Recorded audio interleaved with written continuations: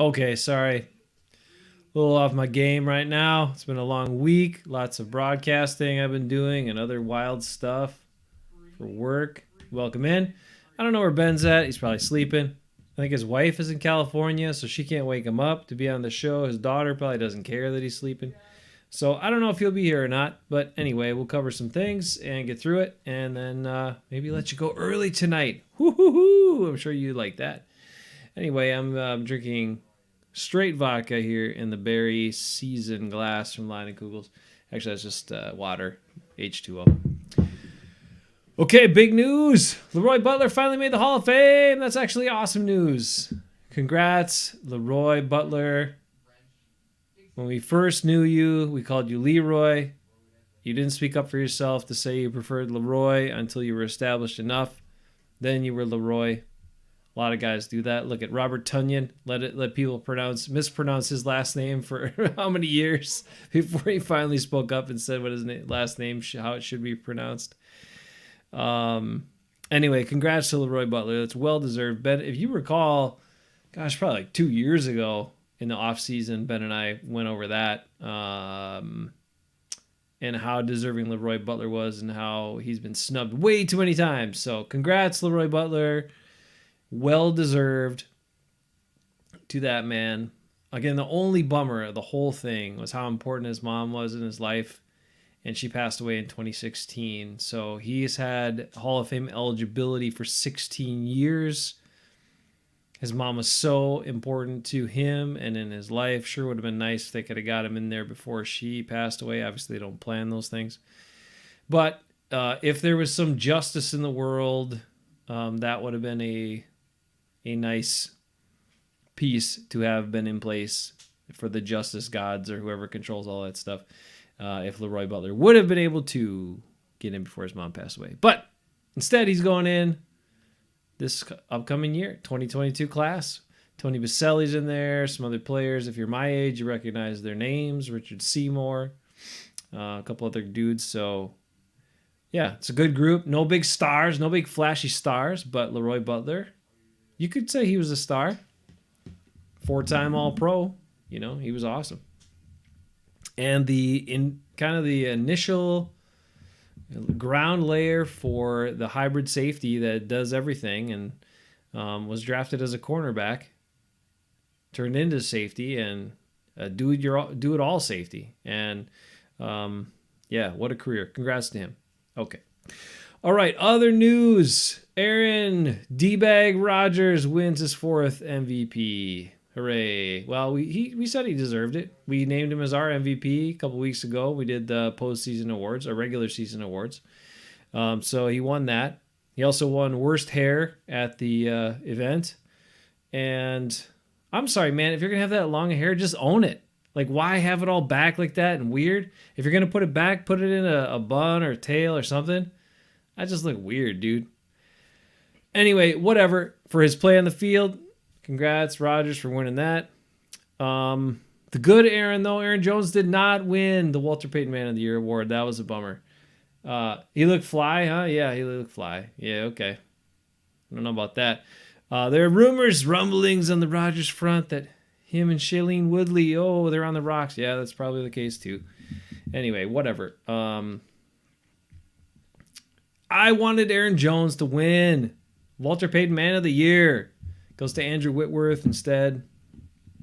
And then the other big snub, right, for Packers was Mike Vrabel, Coach of the Year. Matt LaFleur for the third year in a row wins 13 games to start his head coaching career and cannot win the award. I think in a message exchange here this week, I was like, I would really like to see... Now, Vrabel, I think, is a good coach. Okay, fine. He's going to be pretty successful. But some of these other guys that have won, I'd like to see over a 5-year span how their record stacks up with LaFleur's record. Are they just kind of, they hit a good season. They had an easy schedule that year. Some things came together. I don't know. Whatever. Thought LaFleur deserved it probably last year, didn't get it. So they thought there might be a makeup this year. He still deserved it this year. Didn't get Coach of the Year this year. So I don't know what the guy's got to do to win Coach of the Year. Number 1 seed again. 13 games 13 out of 16 that they tried to win. Yeah, I don't know. 0, it's a good point. And some people are talking about Vrabel, right? Here, this leads me to the AFC. All right, I've listened to a whole bunch of talk because I'm watching these things about Rodgers speculation about, should he want to be traded? He should stay away. He should want to stay away from the AFC. Stay out of the AFC. Look at all the young guns there and all this sort of stuff. I'm sorry, who the hell won many games in the AFC this year? The Titans were the number 1 seed, right? And they won, 10 or 11 games? Why is everybody thinking the AFC is so stacked? It seems more like there's no clear front runners or great teams.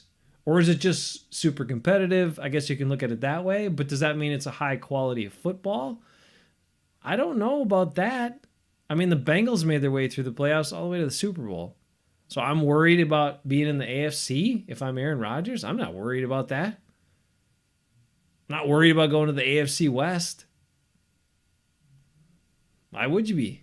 To me, maybe there's some more bottom teams or maybe the midpoint isn't as high in the NFC. Let's say that, because there are some pretty bad teams in the AFC too, like real bottom feeders.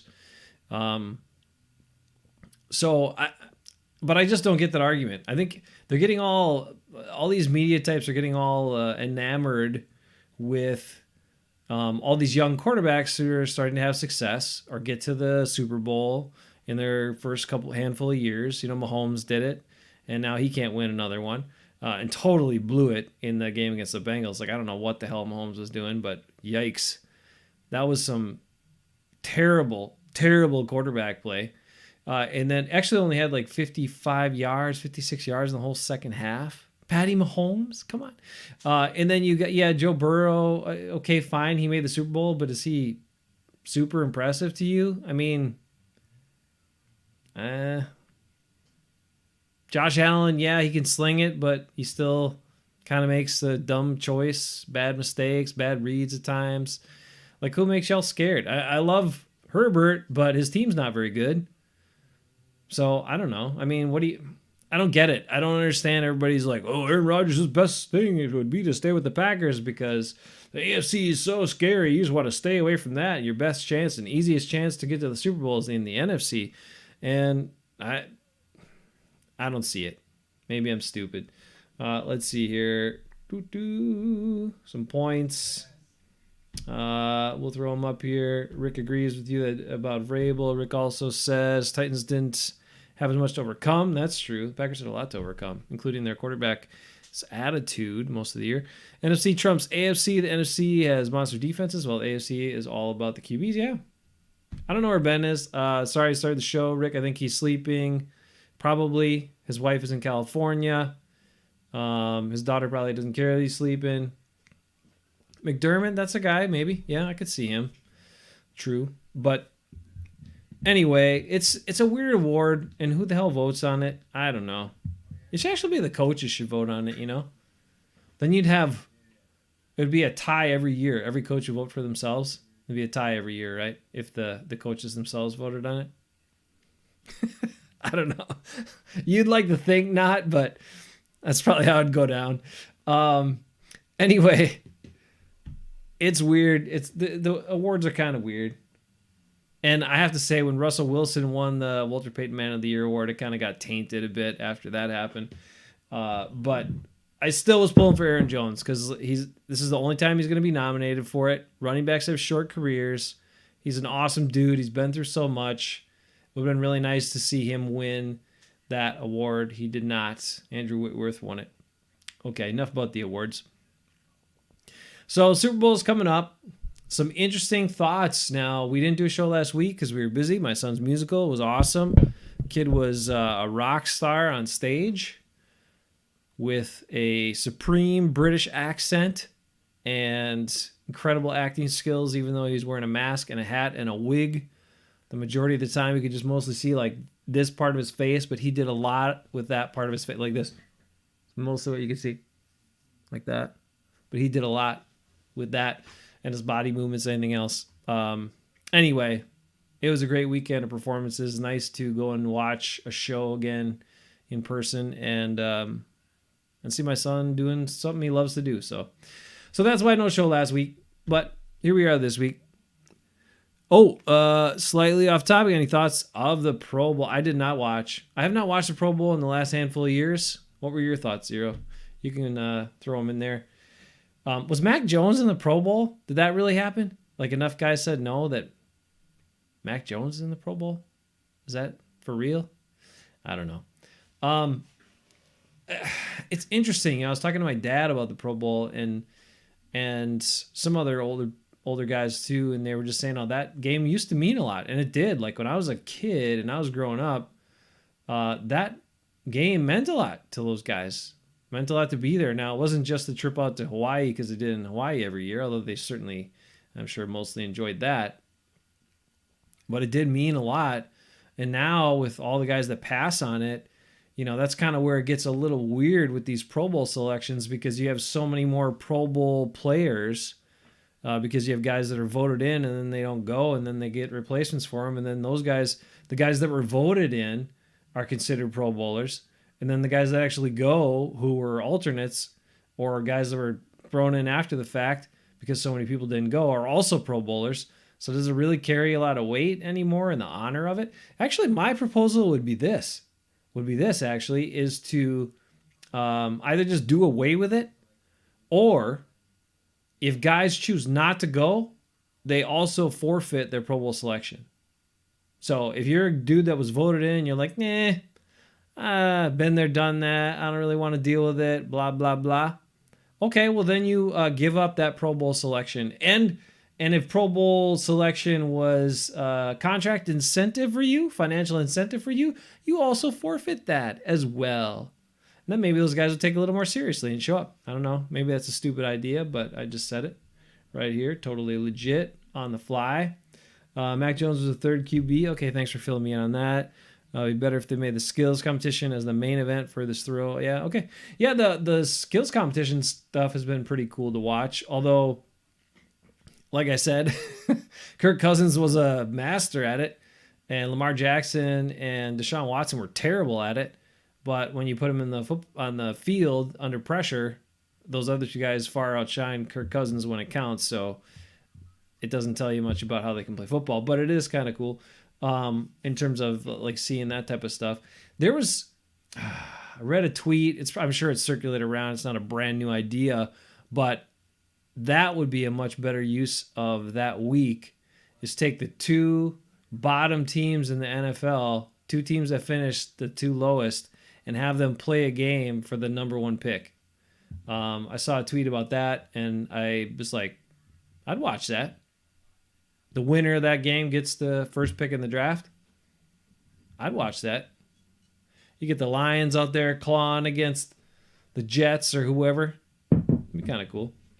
Oh yeah, Rick brings up another thought. Let's see. Scrap the game or make it rookies versus second year or something like that. Guys do that too. Get a chance for those young guys to experience some of those things and experience other coaching staffs, right? Because those are always playoff team coaching staffs that get to coach in the Pro Bowl. So that could be a possibility as well. It might be fun for those guys. That's kind of a cool idea. Yeah, have the bottom two teams play for both first and I like that. The winner gets both picks and the loser gets none. That'd be pretty sweet. Yeah. You gotta spice it up, right? Dang, they gotta add something to it. It's just kind of a wasted thing. And I know that they like to have the thing to throw in between the, with the 2 weeks between the Super Bowl and the championship games. So they want to have something, but something that's just a throwaway. I don't know. Look how much more fun the NBA one has gotten now that they have players. Select the teams and all that sort of stuff. They got captains and they get to pick their teams and stuff. That's made it a lot more fun. So, I don't know, do something like that. Speaking of, let's transition to basketball just for a little bit because I think I got a message from Ben. I'm not going to worry about what it says. He'll jump in here or not. But speaking of basketball, hey, the Bucks have been active. They've been adding big guys like crazy. Greg Monroe was back in the team, some other big guy they just signed, and then they just made a huge 4-team trade to get Serge Ibaka. So the Bucks are trying to shore up their big man stuff. Again, if you're familiar with the Bucks from last year, championship winners, first time in 50 years, my favorite basketball team of all time. Second favorite, well, right up there with the Boysville girls basketball team that I used to get to cover, and my favorite pro basketball team of all time, and the team, probably my favorite team. Actually, I've professed in this show before, even though we do a Packers show.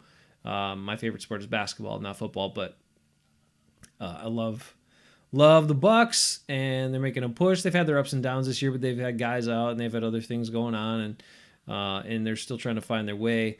The biggest one, though, is my man Brolo. And look at all the moves they're making to try to fill that void. Without Brook Lopez, one of my favorite Bucks of all time, and just an awesome, goofy, huge dude who does some cool stuff for the team.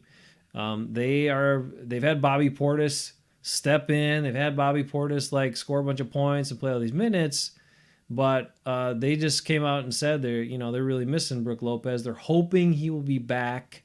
He had knee surgery. They're hoping he'll be back before the end of the season. And that would be pretty cool. Although I don't know what they're going to do with all these big guys that they just acquired. I suppose they'll scrap them or do something with them, or I don't know what. But Serge Ibaka, that's a big one. He's been a killer in the playoffs and a really valuable guy. So hopefully he puts them over the top so they can get another championship back to back. They go 50 years between championships and then win back to backs. That'd be pretty damn cool. Not to mention the Bucks superstar leader is by far one of the best human beings in sports, trying to lead the way, trying to show people good examples of what to do, and also continues to talk about the example of what hard work and perseverance can bring you in your life. So Giannis Antetokounmpo, the man. If you are unfamiliar with what he did last year, the way he had that crazy knee injury in the conference championship series, and then our conference championship finals, and then came back when nobody thought he would, and then dominated the hell out of the finals and was like a monster in closeout game, scored 50 points. Come on. That dude's amazing. I know you just woke up. Get over here because I want to talk to you about some stuff, Ben. Show your ugly mug. Nobody wants to see it, but we'll deal with it. I did have a couple things. Oh!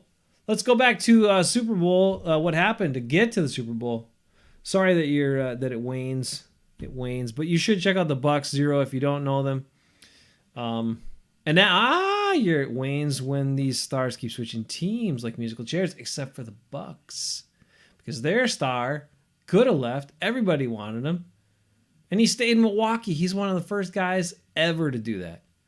Even the amazing Kareem Abdul-Jabbar, Lou Alcindor, left Milwaukee for greener pastures or brighter lights or whatever the hell it was.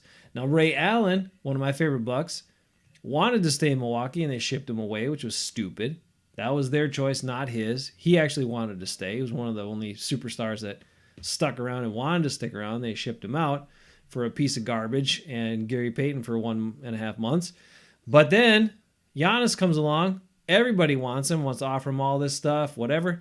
He says he doesn't want all that. He wants to play basketball. He wants to be a dad. He wants to be in his city, Milwaukee, and he owns that damn city after bringing him a championship. So check out the Bucks 0 if you want to get a better feel of what the NBA could be, man. Pretty good stuff. Ben was here, then he left. Come back. I was just going to bring you in. Where'd you go? His hair was standing up. Maybe he'll come back. Utah Jazz with Malone in Stockton. You remember that, huh? Okay. I'll tell you what. The Bucks played some big man basketball this last year to win the championship, so that was fun. With all these run and gun 3 teams and stuff, the Bucks decided to pound the paint in some games and dominated. And my man Brook Lopez did just that against the Nets, sealed a huge game for the Bucks. So anyway, all right, enough Bucks talk because we're not there yet. Super Bowl talk. Anybody else happen to notice in the successful plays, so many of the successful plays in both the AFC Championship and especially the NFC Championship were throws over the middle? And we had talked about how many times the Packers did not choose to throw over the middle. And I don't want to open up old wounds here, but there are still some things to examine. And we never even got to show the final Aaron Rodgers pass of the game and review what happened on that. Now, most of you have seen it, but there are a few other things that happened there. And there was also, it was glaring because that's what, when I watched the Rams play, that's what I was intrigued to see. I was like, okay, this is supposed to be basically the same offense, same base offense with some tweaks to it. What happens? How do they run it? What does it look like? And at times, there were a few times, or they ran some spread and had some other different stuff in there. But the majority of the time, they ran the offense. And it looked pretty damn good. And you know what they had? They had a hell of a lot of in-cutting routes. Hell of a lot of pass patterns that had guys go over the middle, cut inside, not just run straight up the field and do absolutely nothing. And it worked out pretty good. And their quarterback was not afraid to throw it in those spots, including that last big conversion he had to Cup. That was a really incredible pass. But you know what? Aaron Rodgers can make incredible passes like that too. He just chooses not to. Because of the potential risk, because it could be a pick. Well, I didn't get to watch the full game, but I watched some of the comeback with Joe Burrow. And that guy's not nearly as talented as Aaron Rodgers. He's not nearly as talented as a bunch of guys. But he plays like he's just trying to do whatever he needs to do to win. And he's also not afraid to throw over the middle. So, again, for people that are so worried and concerned about Aaron Rodgers leaving, maybe they won't look as pretty. Maybe we won't have these magical passes that drop over the outside guy's shoulder and right in the basket into double coverage or in the hole shot. But maybe we can attack over the middle and get some easy passes that way and throw stuff to the backs and make football easier. And maybe that might work good too. So don't get all worked up if Rodgers chooses to leave, because again, based on everything that's gone on, and I told you guys this, maybe I didn't tell you this on this show. Maybe I just sent it in a message, but this is going to end the way Rodgers chooses for it to end. Like, the Packers have zero power here. You know, if he wants to stay, they're going to keep him and he'll stay. And if he wants to go, then they're going to get rid of him. He'll go. So Rodgers is calling the shots on this one. So even if whatever the decision is, whatever happens, I'm saying you can't be mad at the Packers for it, because they are completely powerless to him at this point. So the bad thing would be, right, if they didn't move him now, got nothing for him, and then he had his out clause, and then he just walked like Brady did from the Patriots, and you got Zippo for him. That would suck. But he might make it happen that way, because he's got all the power right now. It's sad, but it's the case. Anyway, I don't know who you're pulling for tomorrow night. I am pulling for Ben. Come back, man. What happened? Not sure what happened. Okay, I'm pulling for Matt Stafford to win his first Super Bowl this weekend. Yeah, why not? Why not? I'm not like a huge fan of the Bengals. Like, I feel bad for Bengals fans because they haven't won the Super Bowl ever, and they haven't been even in the Super Bowl in decades and decades. So I totally get that side of it. I can totally get the side if you like, you know, the young players, Burrow and Chase and some stuff like that. Some of the young guys they have on the team. Now, if Mike Daniels is still on their team, which I think he technically still is, although I think he's injured, maybe he'll be back. I don't know. I didn't look into the Bengals close enough. But If Mike Daniels is still on their team, then maybe I got to flip it. Then maybe I got to switch and pull for Mike Daniels to win because he did not get a chance to win a Super Bowl as a Packer. And so I kind of want him to win a Super Bowl, even if he doesn't get to play a lot or be that influential in the game. Still be nice to get one of those rings for him, for Mikey D, for everything he did for the Pack. And let's see. So I'm kind of torn. And I don't love some of the guys, I don't love Beckham and some of the guys they added and the Rams. But I certainly, other than, Aaron Donald getting really frustrated by my man Lucas Patrick and him trying to choke him and do cheap shots once in a while, Aaron Donald's a hell of a player. So he deserves to win a Super Bowl. I'd like to see Matt Stafford win one. I love Cooper Kupp. Think he's a good dude. So I'm not like huge. I'm not like really pulled one way or the other. So I guess I'll be content regardless of how the game goes. But anyway, there's a point that I might want to make. If Matt Stafford wins, then I want to do a comparison on Matt Stafford and Aaron Rodgers. And because they'd have the same number of Super Bowls then, right? Same number of appearances, same number of Super Bowl victories. I'd like to do a in-depth comparison on Matt Stafford and Aaron Rodgers if they both win, and if he wins, and then we can see who's better. I don't know. Maybe you have to consider Matt Stafford being better than Aaron Rodgers. What do you think about that, bro? Am I crazy or what? Can you hear me? I can hear you. Really? Yeah. Because this thing said that I'm muted, or my mic's not working. Oh, I hear you. You sound echoey, but you sound pretty good. I sound echoey? Yep. Zero says, NFL gods say that the Bengals must win going into Nashville, Kansas City, and now LA for wins. The only saving grace to that is that the Bengals were the team that knocked the Raiders out. And it should have been the Raiders, Rick, in the Super Bowl this year. God dang it. Should have been the Raiders, bro. Raiders. Oh, now I don't hear you. I don't know what happened. Now I hear zero. Or nothing, I should say. I shouldn't say zero because zero's got comments coming in. Now I hear you. Yep. God dang it! I'll get you a new microphone. It's not the microphone. Can you hear me now?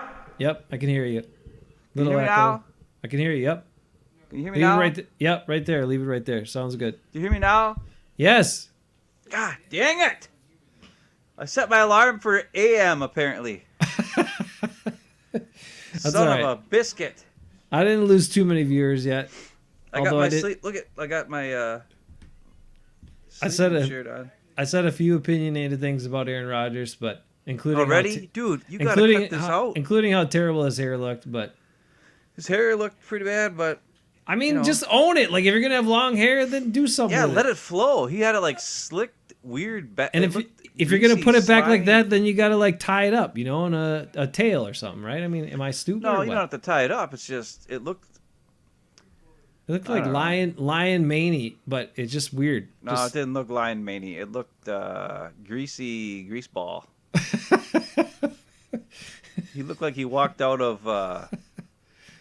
No mention for Shailene Woodley in his speech. Yeah, that was weird. Well, you said that last year though. And no mention of LeRoy Butler. No mention of. He wanted to dedicate this to guys that have been lost in the last couple of years. Ted Thompson was no Bart Starr mentioned. I thought he was going Ted Thompson, Bart Starr, but no, he didn't call Ted Thompson, Bart Starr. I don't know the other person. I don't either, but he could have threw Bart Obviously, Starr. a behind-the-scenes producer guy. Right. Fine. Yeah. But you got to remember, Aaron Rodgers is one of the most selfish and self-centered humans on the earth. Straight. So his dedicated to Ted Thompson has nothing to do with Ted Thompson. It's the fact that Ted Thompson drafted him when nobody else would until 24. It's all about him. It has got nothing to do with Ted Thompson. So him honoring Ted Thompson with that award is really just honoring himself. And the only reason why I know this is because it's a thing I would do. I'm very selfish. So that's how I know exactly what he was doing there. So But- heads up, everybody. He's a jerk. But Rick's got looked Nicolas Cagey. I think that's probably about right. If Nicolas Cage had hair, that's probably what Rick! he'd do with it. did Rick talk about Big Sakia coming to the Pacquiao? Did we talk about that? No, we didn't. We didn't say it yet. Rick, how do you feel about anybody else? How do we feel about Big Sakia whipping up the Packers special teams here? Right? He's gonna do it. He's gonna turn him into a special teams monster. I actually don't like it. You don't like it? Why? Okay. Guy was gonna be a head coach. Now he's our special teams coach. Right. We don't need another head coach. Our head coach can barely figure it out. This guy might be better than him. Well, maybe it's a Proven backup by the plan. fact that he didn't win coach of the year again. Oh. Ugh, sorry, I just woke up. I only slept for like an hour and a half, but I was so tired. I was like, man, I am really tired. I got to go to sleep or else I'll never make it for the show tonight. And then I went to sleep, and the next thing I knew, it was too late. Oh, Zero wonders. If it wasn't for Ted Thompson, how far would he have gone down? Don't know. We don't know. Listen, man, Aaron Rodgers is a really, really talented individual. Oh wait, Big Sakia. All right, no, we'll go. You finish your thought on Aaron Rodgers. Here you go, and then we'll go back to Big. And we'll go back to Big Sakia. Well, I don't know. So Yeah, wrap it what? up. But I mean, wrap it up. We ain't wrapping it up. It's only 9:30. No. I mean, wrap it up with Rodgers here. Then we'll go back to Big Sakia. Well, I'm sure you complained about it all. I mean, MVP. That's fine. I said he deserved that. I don't think he deserved. I still don't think he deserved it. Well, I don't think there was anybody else that really stood out. Like, you know, Okay. Okay. Listen, I already talked about it. who was so Rasul great. Douglas is the MVP of the pack. Okay, yeah, I get you, but So they're never going to give it if to Rasul somebody Douglas like is that. MVP of the pack, how does Rodgers win MVP of the league? That doesn't make any sense. Like, common sense tells you these things, people. No offense. I was just more disappointed Aaron Jones didn't win, but that was about it. Was he one of the 3 finalists that they talk about, or did they just not do that this year? I don't remember. I didn't see it. I just saw. Well, a lot of times they do. Whitworth won the award, so Because you remember, I think Aaron Rodgers was one of the 3 finalists one year, yeah. and then that was the year that the Carolina Panthers guy won. Oh yeah, But Thomas Davis. Yeah, but they talked about all 3 of them, and they had this big video montage about the 3, each one of their guys. Well, here's what they did. Here's what they did. Here's what they did. Yeah. Why they took the 32 down to 3, and then just gave it to one guy? I thought that was stupid. For intrigue. Yeah, I guess, but I always thought that was dumb. But anyways, But they. But remember, I did say earlier that when Russell Wilson won that award, it really kind of tainted it. After Russell that. Wilson won that award. Yeah, Walter Payton Man of the Year a couple years ago. I think Eli Manning won it twice. He did not win it twice, but he did Yeah. win it. He did win it. They forgot that he won it the first time, and they gave it to him a second time. They're so dumb. He's like me, the forgotten brother. All right, keep it going. What do you got? Big Sakia? Should we go back? Let's go. No, back. okay. But anyways, Aaron Rodgers. Finish up on Tool. I just woke up. I don't remember what I was saying. D-Bag Aaron- Rodgers. Okay, Yep. You got to stop. Listen, I hate him.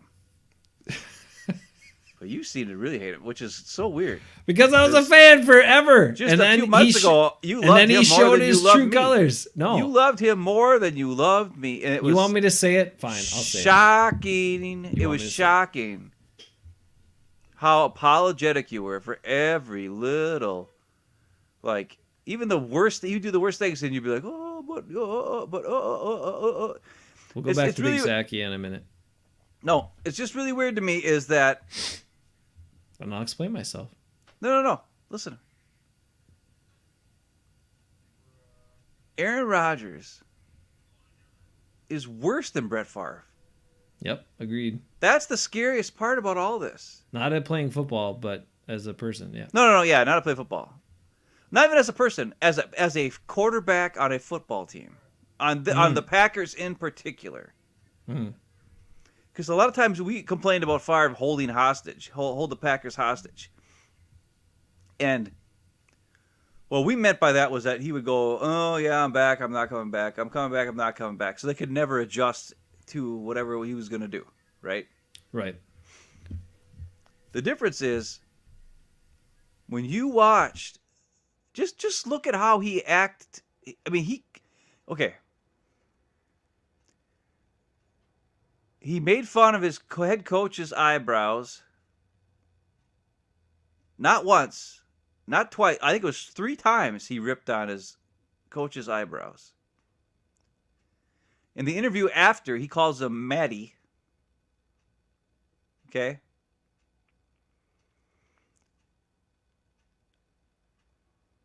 If they bring him back for whatever reason, even if it's not going to be for 1 year. They bring him back, they're going to sign him to a long extension. I mean, you pretty much neutered yourself as a team. You have no man juice left. You've given the entire reins to this man. The way he talked about LaFleur was like a superior over a peon. In just his acceptance speech, it was very shocking to me. Not shocking because I expected it, but I mean, and it's the reason why LaFleur doesn't win Coach of the Year, is everybody sees it and everybody knows it. Rodgers runs the show. He says, "Thank you for trusting me," is what he said, and letting me do my thing, or whatever he said. I don't remember what it was. But it's obvious. It's obvious. From when you watch the film to when you hear him talk, that this is not LaFleur's offense. It hasn't been. Probably since season 1. When, Aaron Jones had 21 touchdowns. And the offense ran the ball a bunch. And it made sense. And they were actually a team on offense. And you look at it now. And 2 years ago, he had huge numbers. His numbers were down. The Packers scoring was down over 7 points a game this year. Yet everybody's still talking like they're some miracle offense. Nah. And everybody's like, but Aaron Rodgers' touchdown percentage ratio is insane. It's like, okay, yeah. But he doesn't throw picks because he doesn't throw the ball in the middle of the field. I'm just saying. You cannot run a team where one guy dictates everything and he also has the ball all the time. And he also expects everyone else to know what he's thinking. It's ridiculous. That's the part that kills me just as much, is that he expects everyone else to know what he's thinking. I'm like, there's no way you can take like 20 people, and in this case, however many you got on offense, however many offensive players you got, and expect them to know what you're thinking all the time and see everything exactly the same way you see it and make the adjustments. That's why I said it before. I'm done with overcomplicated football. I'm sick of it. I don't want to see it anymore there. Now I can answer real quick. I don't want to go on forever, but I do have something to clarify. Because there's been misperceptions here, and actually it's because Aaron Rodgers has said it so many times. It's gotten into people's heads and soaked into their brains that they've allowed themselves to believe this as well. I did not change my tune. I'm gonna put this on myself. I did not change my tune on Aaron Rodgers because I was a huge fan. I said it. I watched every single one of his press conferences for his whole career until after the debacle on Pat McAfee following all of his stuff with the COVID situation, all of that was revealed. And then, but it wasn't that the COVID stuff was revealed and that he was unvaccinated. It was all the stuff he followed up and doubled down on, and what he said and how he said it and the way he said it. And the words he used, that's what changed my tune on the man. So, I did not change my tune because Aaron Rodgers did not get vaccinated. No. I think he's dumb for not getting vaccinated because it would have helped him stay and be available for the team quicker. And he's going to be around a bunch of people. But that's fine. You want to talk about vaccines, personal choice? Fine, whatever. I was not changing my tune because he didn't get vaccinated. I was changing my tune because after all that came down, and everything was revealed, he had an opportunity to show me that the stuff I believed in him was true, that he was a stand-up guy, that he had an opportunity to come out and admit fault and accept responsibility and apologize to people. And instead, all he did was deflect, make excuses, use all the stuff that was out there to shield himself from any sort of blame or responsibility. And that's when I was done. So that was the switch that flipped. I have zero respect for him now after that. So I'm not a fan. That's it. Talented guy, not a fan. So just to clear that up. Not that he didn't get the vaccine. His actions and words after. Did somebody already comment about that or something that you're going off on? No, I've had these messages back and forth, and every time I said something about him, people kept telling me that you're just mad at him because you didn't get vaccinated, blah, blah, blah. No. That's why. No. Anyway, okay. Well, I don't care one way or the other. Well, I got one thing real quick. You finish. Go ahead. Then we'll move on from that. Did you see, you probably didn't see this. Oh, my God. Now I'm blanking on the guy. Jonathan Taylor. Johnny Taylor! Wisconsin running back, right? Yep. Okay. He had an interview with Mike Florio and Chris Sims this week.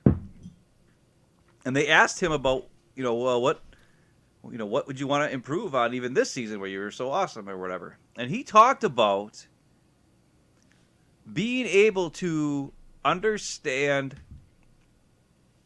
the defense, not from pre-snap, but after the snap, adjusting to it based on what the call is and what the defense is doing and all this other kind of stuff. I can't explain it. You have to watch it. He did a better job. What I'm trying to get at is this. You're telling me that Jonathan Taylor knows football better than you. Okay, I'm with you. No. Well, yes. But that's not what I'm saying. Okay. What I'm saying is he made it clear how important it is that when a play is called, there's a certain rule for that play. It was something like, based on the defense, I started to be able to know exactly where the ball was going to go. Like a quarterback, through the reads, is what he said. He's like, that's where I want to get to next year, even more. Where I can, as the ball's being snapped and what the defense is doing, because of what the play that's called, I'll know where the ball's going to go at what time. Because of what happens and what the play was called and blah, blah, blah, and all this kind of stuff. So what he's saying is, as an offensive player, when all 11 guys are on the same page, because the play is called, and that's the play, right? And the defense adjusts, every player should know, and he says in his offense, every player should know that there's a progression that you follow based on what the defense gives you. And he would know when he was going to get the ball. Like if it came to him last, like if he was the last progression or the third or the second or whatever, based on what the defense did. Packers don't do that. Because Aaron Rodgers just looks at Devontae and waits for him to get open and then gets sacked. Or throws it away. Or throws it into double coverage. Or, you know what I'm saying? Mm.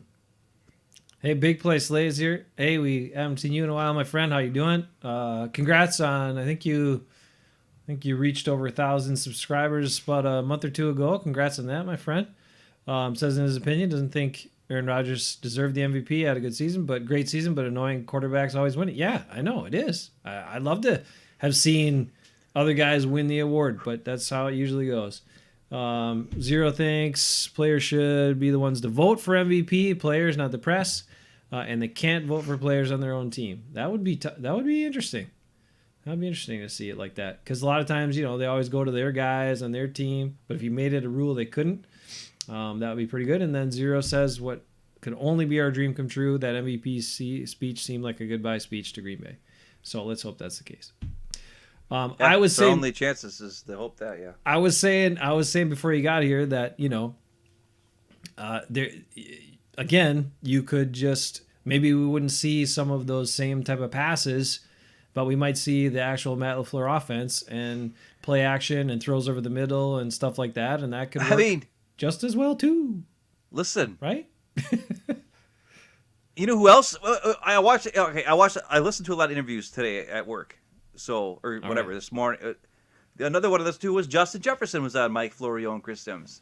Yeah, and they asked him about, hey, how do you feel? It sounds like Kevin O'Connell or whatever his name is going to be your new head coach. He's a Rams offense coordinator right now. He's like, you could be the Cooper Kupp. And then Justin Jefferson's like, oh man, yeah, it's gonna be awesome. He's like, it seems like Cooper Kupp's open every play.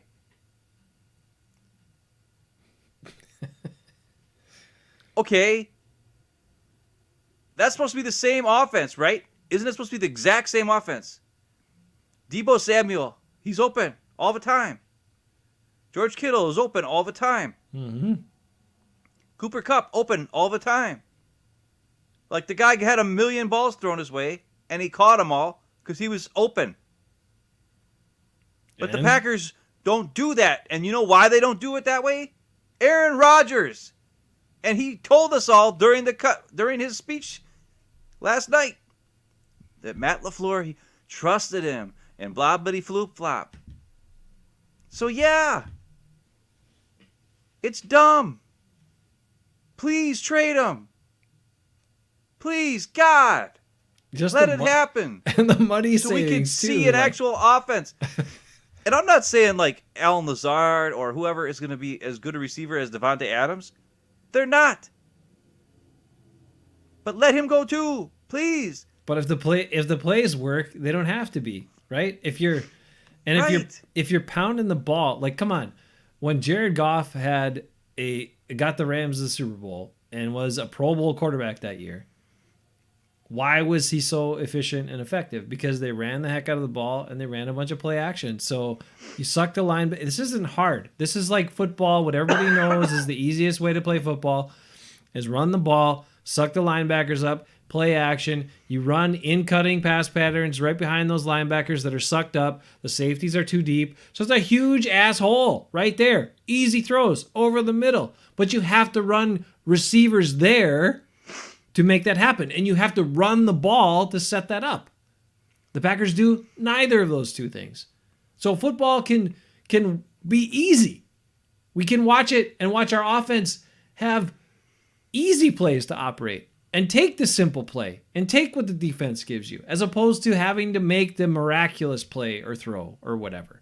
That doesn't have to be. Just because that's what we're used to, that isn't the only way to play offense.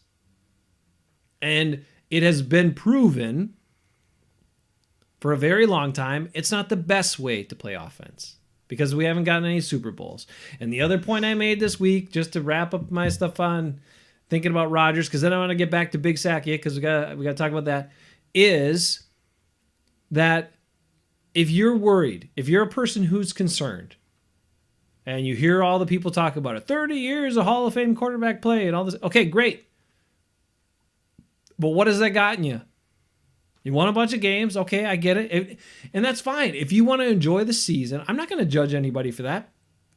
If you want to enjoy the season, you like winning, you like seeing all those crazy plays sometimes, that's cool.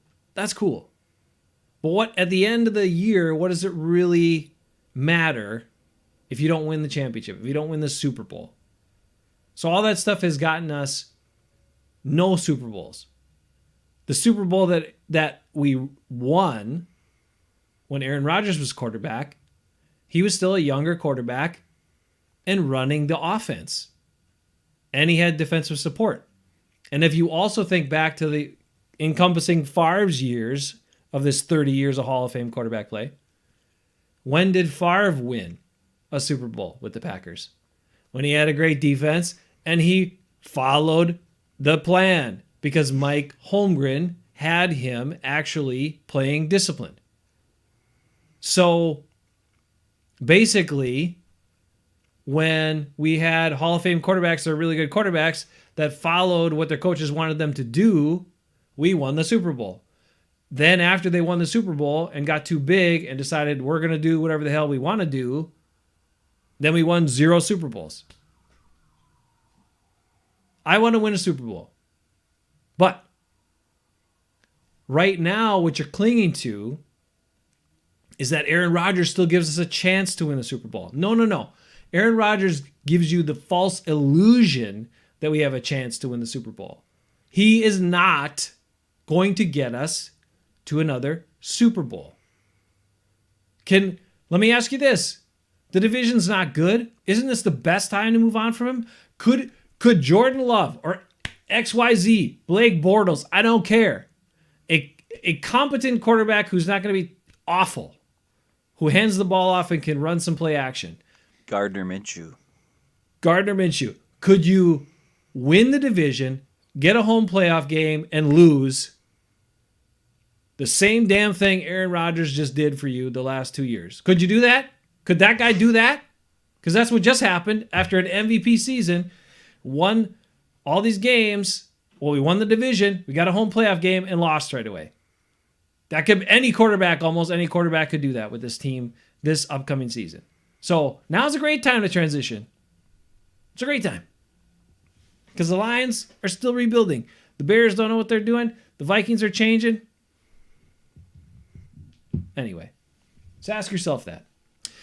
How many other quarterbacks could accomplish, not the same way, not to the same level, not with all the same excitement, but how many other quarterbacks could accomplish the same thing in the end that Aaron Rodgers accomplished this past year with the Packers? Answer, a bunch. All right. Let's stop hammering on Aaron Rodgers. Big Sakia! Do you have anything? The reason why I'm concerned about Big Sakia. Okay, be concerned. Big Sakia says what? I'm concerned that I don't know how great a special teams coach he is. 0. That's a rough comment from earlier. Scamming fans. What's he scamming fans? I don't know. Oh, maybe. I don't know. I'm not sure. So you have to explain on that one. Since the Raiders didn't want him, Rick says, go get him, Big Sakia. Woo! The whole team loved playing for Big Sakia, Ben. Maybe he's the backup guy. Maybe if LaFleur doesn't pan out, you got Big Sakia around. Well, is he tough? I mean, he held the ship. Maybe that's what they're looking at. Here's the problem: he held the ship together for the Raiders, right? And the Packers need somebody to hold that special team ship together because it's.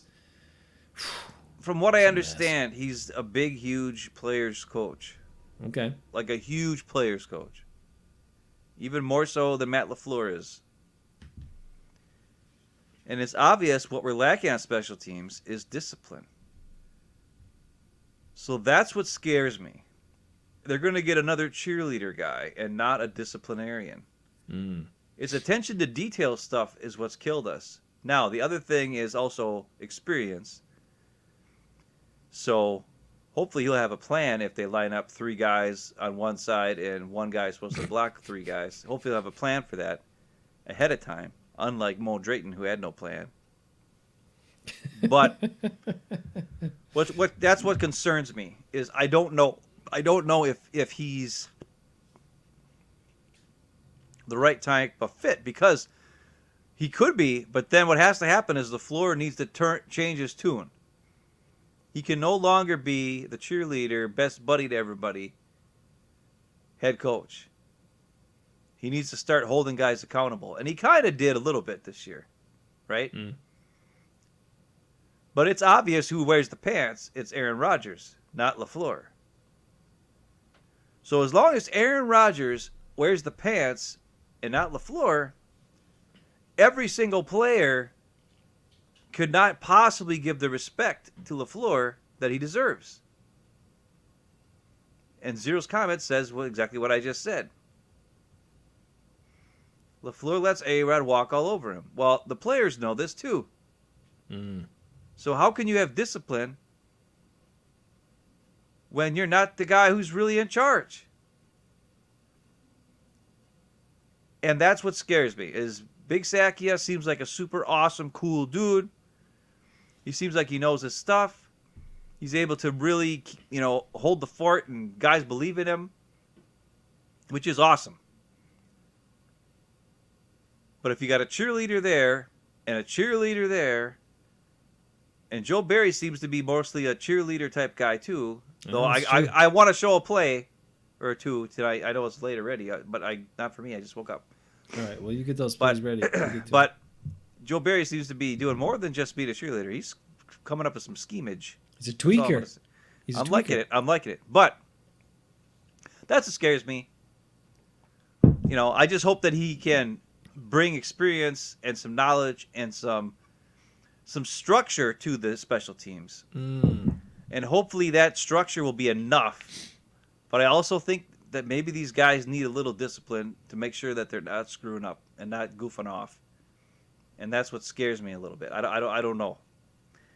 They might need a little more situational practice to like prepare for those weird situations, right? Especially with everything that's been exposed this year, because teams saw it, right? They're gonna come after him again if it's not cleaned up. You know well, I think that's the thing he can add. He can add is that. So I'm not worried about that. It's mostly just.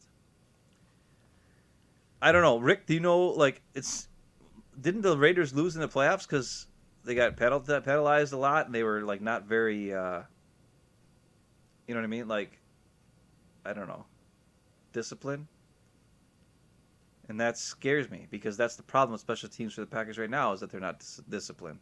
Guys get out of their lanes. Guys do dumb stuff. Guys, you know what I'm saying? Ooh, Rick. What? Just can't teach attention to detail, etc. without being hard ass. Well, you can, but it's a heck of a lot easier if you're a hard ass. And you're asking, well, why would you know, Ben? What kind of a guy are you? Listen, I used to run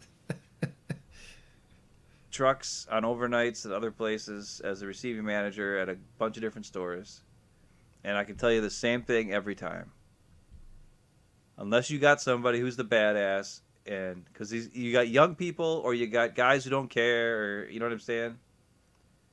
And there's two ways you can do it. I did it for a while where I was a nice guy, but I had somebody with me who was the bad cop. I was the good cop. She was the bad cop. Once I lost the bad cop, it became much harder for me to get people to get motivated and do things. Because they would do it for me, but then after a while they realized, I don't give a crap. The company doesn't care about me. And I like Ben. He's a nice guy, but what the crap. Mm-hmm. And then when I switched, I went to a different place and I became a badass or a hard ass, I got results right away. You know, but then it wears people out. So then they get turnover that way. You know what I'm saying? And people get upset because of you're getting on them or whatever.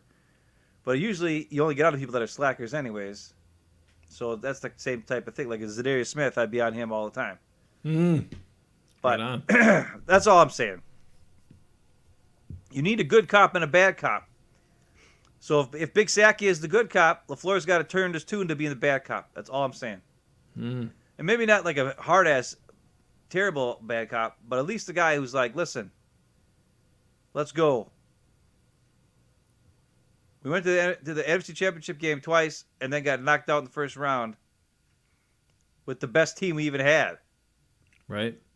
Yeah, the offensive line was rough, but the rest of it was better than ever before, especially on defense. And we still couldn't figure it out. So that's what scares me, but it's a cool hire. I think he's an awesome guy. I think it's funny, you know, that he went from being an interim head coach and now he's a special teams coach and an assistant head coach or whatever he is. So it's actually like a demotion. But, you know, hopefully for him, he'll come in and he'll fix the special teams. And in a year or two, he'll be a head coach somewhere else, you know, because he did such a great way or just does such a great job. I mean, I want to be optimistic, man. I'm sick of freaking stuff sucking. So can we get let's do it. Can we get like an awesome young kicker like the Bengals young kicker? Thank God. Yeah. I mean, Mason Crosby is Mason, our mom's favorite guy. Where's my favorite number? Balaz's favorite guy. But it's like, it's time. I mean, yeah. It's time to move on. It's like nothing, like you can't live the same over and over. Like, everybody moves on, right? Like, you can't have the same job forever. Like, after a while, you're just like, this sucks. Oh, Same thing I with know. other, I'm like looking your at house. You moved your house 3 times. I'm still in my house. I think it sucks. So, I don't know. It's just kind of like this is the right time to move on for everybody. And the Packers need to figure it out. And if they try to squeeze this all out, and bring Rodgers back and extend them and all this other. I listened to Andy Herman had a guy on this week, like an hour long show talking about the salary cap and all this crap. It's just going to be stupid, man. Yeah, it's time is to break this crap up and start anew. Yeah, the finances alone, but all the other stuff as well. Like, and I'm not saying tear it up. I'm just saying, like, no, you can still have a competitive team. Yes, you just have to play different. Cut the high end slack with the money right now, so that you in a year you can get things back. And a lot of time, and they're talking about, like, Kenny Clark, his salary this year is like $30 million or next year or something. And Bakhtiari's money and, like, Aaron Jones and all these guys, they're making, like, quarterback money if they don't get restructured and, like, pushed out and extended and all this crap. But it's like, we're going to extend Bakhtiari, a guy who never played all last year? I don't know. Preston's cap hit is really huge too, so I'd have to restructure him. Preston's can get down. And all those guys can get down, but it's like, you're just pushing the dough out. You're not really doing it. Like, it's, right. You're not getting better right now, and you're making things harder for you in the future. So, like, you might as well set yourself up for an opportunity to get better soon. And like I said, let this year just be what it is. Like, go compete for the division. You got a good chance to win it with the teams that are in your division. Like, and you know what? If you win a playoff game, the fans are probably excited. It's probably feel like a successful year, versus how disappointed they are now with this kind of illusion that they think, oh, we got Aaron Rodgers, we're going to go to the Super Bowl. Well, it ain't happened in a long time. So let's reset our perspective. But, like, just the money alone. No Adams, no Rodgers, cut ways with Z, some of these other cap guys, you can save a bunch of money. You can put some money into guys you want to keep around and, like, really solidify the strength of this team, which was the defense. And then maybe find some, like I said, more physical O-linemen, and then turn it into more of a running team. Play defense, run the ball, clean up your special teams. You can win a lot of games that way. You can still win the North for sure. Almost called it the Central. I was going old school there. I forgot his name, McPherson. That's right. I know he missed a bunch of kicks to give the Packers the win in the regular season, but he's been awesome since then. So, well, and you should call him Big Sakia. Every time before he goes out there to kick, he tells Joe Burrow, "Man, it's gonna be awesome when we're in the AFC Championship game." And he's like, "Yeah, it's gonna be awesome when we're in the Super Bowl." Before he even kicks the ball, and Joe Burrow's like, "All right, let's do it." And then after the game, they're like, "Dude, he told me he was gonna make it." I mean, that's confidence right there. I get it, but hey, I don't know. Well, hey, since we're talking about coaches, how are we feeling about Justin Oughton being gone, joining Nathaniel Hackett at a Denver Nuggets game here recently? New coaches. And Steno, offensive coordinator. Yeah, that's the one. That's the one that's kind of scary. And but when your Andy head coach Herman, when your head coach is basically the offensive coordinator, I don't think it matters that much. But well, except for the fact that he keeps playing Billy Turner and and Royce Newman all year. So how genius is he if he's that? Andy Herman had another video this week where he was talking where somebody was asking about the Packers offensive line because he had his grades for the year out. And his grades for the entire Packers offensive line was 50 points less than what he had last year, which sounds crazy. It went from a 42 last year to a -6 something or whatever this year. And then one of the people, I guess, asked him a question. They're like, if the Packers offensive line had a negative grade on the year, why does everybody keep saying how great Steno is as an offensive line coach? It's a great question. Yeah, and then he had to spend like 15 minutes trying to explain why Steno was such a good offensive line coach, even though the offensive line had a terrible grade. And he tried to blame it on the fact that, all the stars weren't there. And blah, blah, blah. Stars, yeah. Yeah. But the other problem is you're playing the wrong guys. And these guys aren't doing the right things sometimes. But I don't know. Was that Coach Rodgers' influence, though? Because, Rodgers wants his guys on the field, and he sings the praises of B. Turner all the time. So did Coach E. Rodgers, convince him to get him in there? I wonder if he took the horns. I don't know. It's hard to say. We can't tell those things. But you saw Yash play really well the whole season. That's the thing. Andy Herman was ripping on Yash. Come on. I mean, yeah, he got beat at times, but he battled his ass off, and he did pretty damn good for a guy who never played. Yeah, he was like, everybody keeps saying how great Yash was. He's like, I gave Yash a negative grade on the year, blah, blah, blah. And I'm just like, what? He's better than Billy frickin' Turner. I can tell you that. I mean, it ain't that hard. He's better than Billy Turner. He's terrible. That's all I want. The number one thing I want is no more Billy Turner. Can we please cut this guy?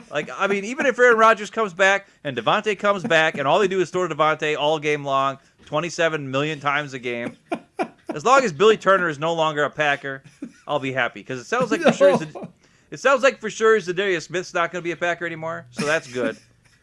So if we can get rid of the other long-haired, useless guy on the offense, perfect. And I like long-haired guys. I like Bakhtiari. I like me when I had long hair. I like you before you cut your hair. Now I don't like you no more. But still. You told me it was terrible all the time. What are you talking about? Yeah, because I was jealous. Because I can't grow it like that no more. Anyways. That's all I'm saying.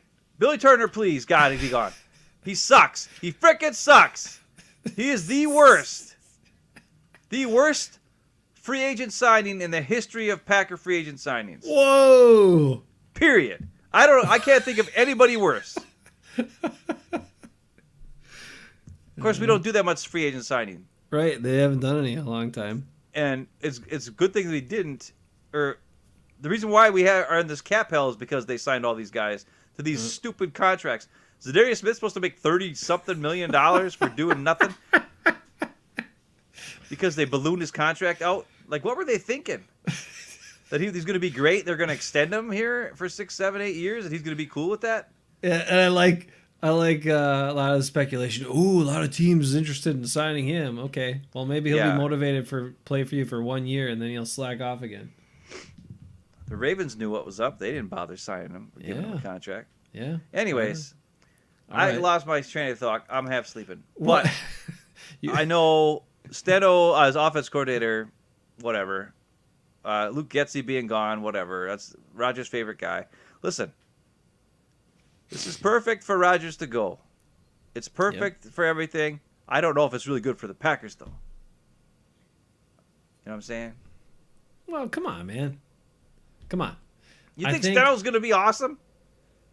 Well, if the head coach wasn't basically the offensive controller, then I would be concerned. But he's just another voice in the room now, and I'm not assuming he's going to have any revolutionary ideas. So I think it's just as long as he can help coordinate the offense so people know what the hell they're supposed to do, and there's 11 players on the field, then I guess it's okay. But okay, give me a share. Let's go. All right. You gotta pull it into the share. You know how to do that, right? And then I put it on the broadcast. Yeah, I don't know how that. Yeah, but last week it was like a weird. Well, you couldn't. Okay, here. No, you're coming in. All right, there you go. You want this look here? Oh, what happened? I got to get rid of Rick's comment. All right, what are we doing here? I'll put us on the side there. Yeah, I had to use this screen because stupid whatever Game Pass is so dumb now. Game Pass. All right, this is the fourth drive of the Packers. Okay, we're gonna go over the stalling of Packers and whatever drives and all that kind of stuff. Ooh, stalling. This is second down. First down was a dump off to Aaron Jones. Aaron Rodgers threw it to him within 1 second. Didn't even bother looking at anybody else. And he got like 1 yard because the whole defense knew what was going on. So what we're looking at here is a running play to Aaron Jones. Okay? Mm-hmm. If you look at this whole system, the whole offensive line, I'm just going to move it. I got to get a bunch of circles and stuff. Okay, the reason why I circled these guys is all four of these players around the line of scrimmage are unblocked on this play. Now, and you might think, why would you run if you're Aaron Rodgers, what are you looking at? Well, he's looking over this way for some reason. I don't know what he's looking for. Devontae Adams is over on the side of the screen. You can barely see him. Okay. Lazard is in motion right behind Billy Turner's stupid butt. Okay, coming across. And then for some reason on the other side, you got DeGuara, I think, and Randall Cobb just running straight this to the outside of the screen, not blocking anybody. They let Joey Bosa go, which is fine because the running play is going this way. 57 is going to freeze. Here, we're going to show you in a second here. I'm going to move it one more screen over. But if you look at it, here, I'm going to get to the next thing here. I think that's Daphne. I think I must have been a double tights on the right side. So Daphne and DeGuara running out there. But yeah. Oh yeah, it could be. Which is even more dumb that they're not blocking anybody. Right. So when you look at this play, so the yellow arrow, because I know you can't see my cursor anymore, because I watched a show back last week and I was like, this guy and this guy and this guy, and I'm like using a cursor. Well, nobody sees my cursor. So now the yellow arrow is Alan Lazard running in motion. 57 does take a step with him that way, and it does take him out of the play, which is good. Okay, so that's what that design of that play does. If you look at the green I've got going on here, this is what it looks like, I think, of what the plan was supposed to be. Lukey Patrick's supposed to double team on Buckner right off the bat, along with Dennis Kelly, and then I think he's supposed to shed off and try to get Fred Warner, just like he did on the A.J. Dillon touchdown run, right? Same type of thing. Over here you got Myers and Runyon Bunyan double teaming on this guy, and then I think Runyon Bunyan is supposed to come off to get 51. Billy Turner is supposed to take the defensive end here. And it would look like all these guys should be blocked up on this play. And by Alan Lazard moving in motion, that takes this guy out, 57 out. And then Nick Bosa is over here in blue circled. No one's blocking him, but the play is going away from him, so it doesn't matter. Okay? That's what's going on. So what really happens, though, as we move further down here, this is what happens with the defense. Buckner gets on the inside of Lukey Patrick and just destroys this play. I mean, he just shoves him off. Dennis Kelly ends up blocking nobody, sheds the run, and just destroys the whole play. He doesn't make the tackle, but he just gets in this gap, which allows Fred Warner to get over here. Not only that, this big guy, 95, breaks the double team and messes stuff up. And of course, 51, Billy Turner, 51 gets a free shot because no one blocks him. Because Runyon Bunyan is supposed to come off that block, but he doesn't even come off the block because 95 beat his double team so bad that it didn't matter. And then we go to the next part of this slide here. Whoa, what happened there? Yeah, so as you're watching it, I'm going to let it play now. And you'll see, watch Buckner 91. He's the guy who destroys this play. Oh, yeah. And he didn't make the play, but he forced Aaron Jones to move, right?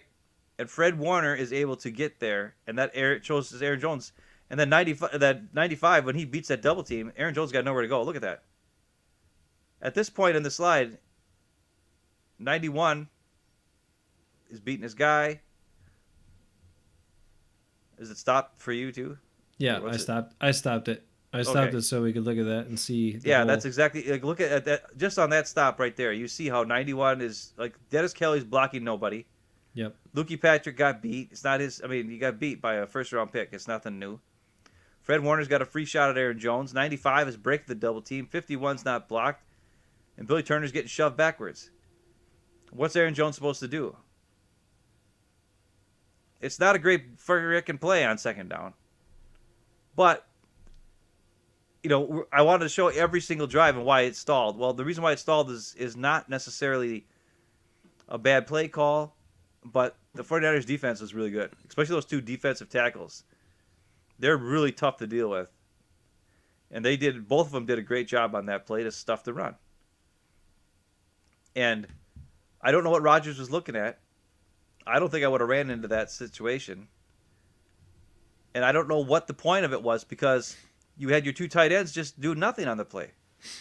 Like, why would you run away from your two tight ends? Can you imagine if a tight end came in motion instead of Lazard?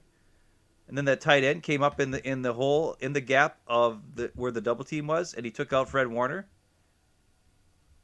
And yeah, Buckner would have still beat Lukey Patrick, but maybe Aaron Jones could have squeezed through there and got some yards.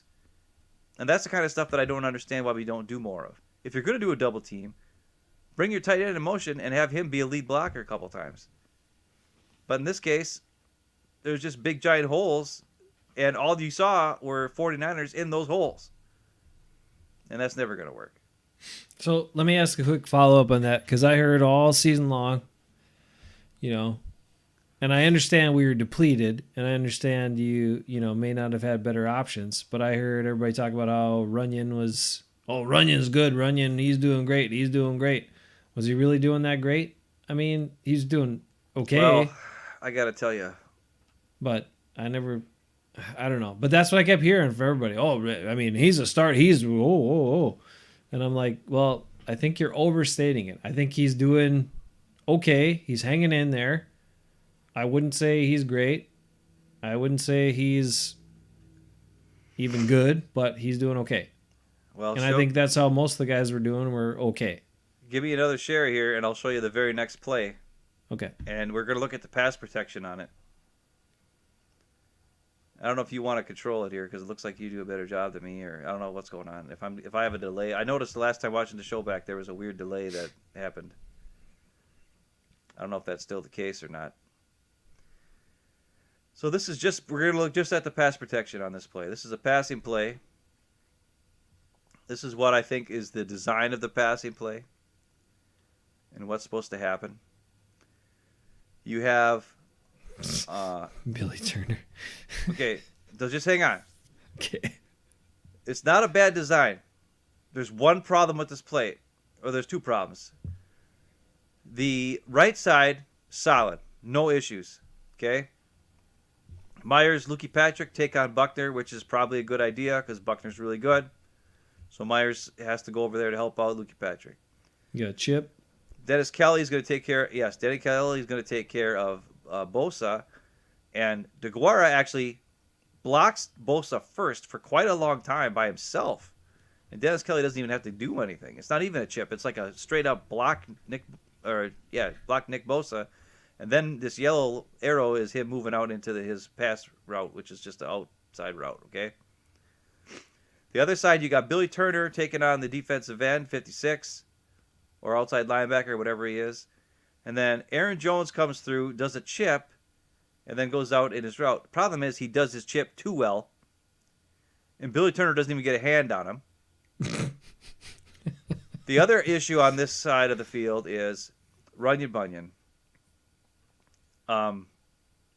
gets completely destroyed. He is unable to get his hands up in time, and when he does, 98 slaps his hands down and just sneaks right, it just goes right past him. So this looks like this should be a great pocket. The one weakness is Runyon Bunyan here, and then Aaron Jones does too good of a job, and Billy Turner stinks. And then you'll see what happens here in a second of where we're going with that. Okay, so as you look at that left side of the line, right side of the screen, you're seeing Runyon is already beat. If I go back a little bit, you can see the hands. Maybe I'll go back a little bit. You can see the hands of 98 and how he snaps. Oh wait, that didn't work.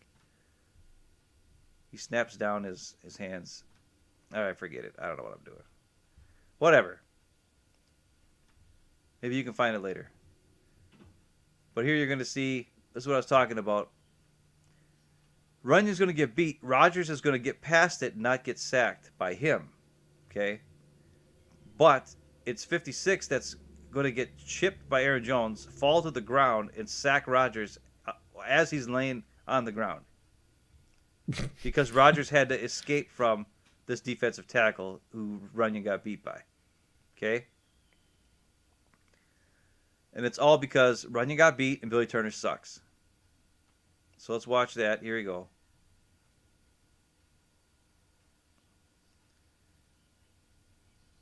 Oh, jeez. And then, he's laying on the ground. Yeah. And he's acting like he's tough. Well, you're not that tough. You just got beat. You know? It's like, hello, McFly. But, so that's what happened on third down. And it was after also a penalty. I think we had a false start or something. So it ended up being third and like 11. So the second drive wasn't even like last week it was Aaron Rodgers who wouldn't pull the trigger. I showed you on the third drive. Fourth drive, it was really bad blocking. Offensive line was terrible. You know, Runyon Bunyan got beat twice. Billy Turner did nothing twice. Lukey Patrick got beat by DeForest Buckner. Or it's not DeForest Buckner. Armstead. Oh my God, I keep calling him Buckner. Buckner's been on the Colts for a year. I am sorry, everybody. I am sorry. Holy crap. So I just said Buckner 17,000 times. Oh my God, I'm a moron. You're right. No, you fixed me, dude. This is a I'm sorry. freaking Packers show. I forgot. People are going to make fun of me and say I'm an idiot. I forgot. First of all, F all you guys. I just woke up. God dang it, I'm an idiot. It's Armstead. You're not. It's Armstead. Son of a biscuit. Well, look, the 49ers had all those first-round picks for their whole defensive line for a bunch of years, so God what the hell? damn it. It's hard to keep them track. It's embarrassing. I know my I'm football. sorry. I'm sorry, everybody. I know you do. I'm sorry. Look at Billy Turner right now. Look at him. Well, he's got his hands to his side like he always does. He doesn't block anybody. At least Runyon's trying to stick with this guy, but yeah, he got beat pretty bad. I mean, how do you... Well, he didn't get beat. Billy Turner... Oh, yeah, Runyon. Yeah. Billy Turner didn't get beat. And then he just does the same thing. Shake it off. Billy Turner. Watch DeGuara on the other side. Watch how good he blocks over here. It's crazy. He takes and on... Nick Bosa, I will say, is kind of a slacker sometimes. That guy takes a lot of plays off. I'm not a big fan. He took this play off. I know. He slacks off. But it didn't matter. He beat DeGuara on that play. Like, look at it. I thought he blocked him better than that, but he didn't. He actually got away from him. Oh, he didn't take that play off. Well, he kind of did. Yeah, he didn't. I don't like it. Anyway, I don't care. Anyways, so now I just want to say one more thing. Would that play have worked had we Don't know. not had such an issue? Well, hit the button there, bro. We'll take a look. Oh, okay. We'll take a look at this genius play design. Would the play have worked? We're gonna go back. Sorry, everybody. Here's the route combinations. Okay. Look at the top of the screen. You got Alan Lazard does a 12-yard comeback route. On the bottom of the screen, you got Devontae Adams does a 15-yard comeback route. In the slot, you got Randall Cobb who does a 9-yard, gets his butt kicked. I don't know what he was doing. Comeback route. And then, of course, you have Aaron Jones who does the chip out in the flat, and you got DeGuara who does the sort of block and then out in the flat. Okay? That's not good design. None of these routes open up anybody else except for possibly DeGuara. And I'll show you that in a second on how that does happen. But even that doesn't make sense. Why are these guys running comebacks then? Like you'd want I don't somebody know. to clear the safeties deeper so that flat pass might actually result in something, right? Yeah. You give them some space. So as the play develops, we know the offensive line sucks. Even if Rodgers knew that he was getting beat, there's really nothing there. If you look here, everybody is jammed.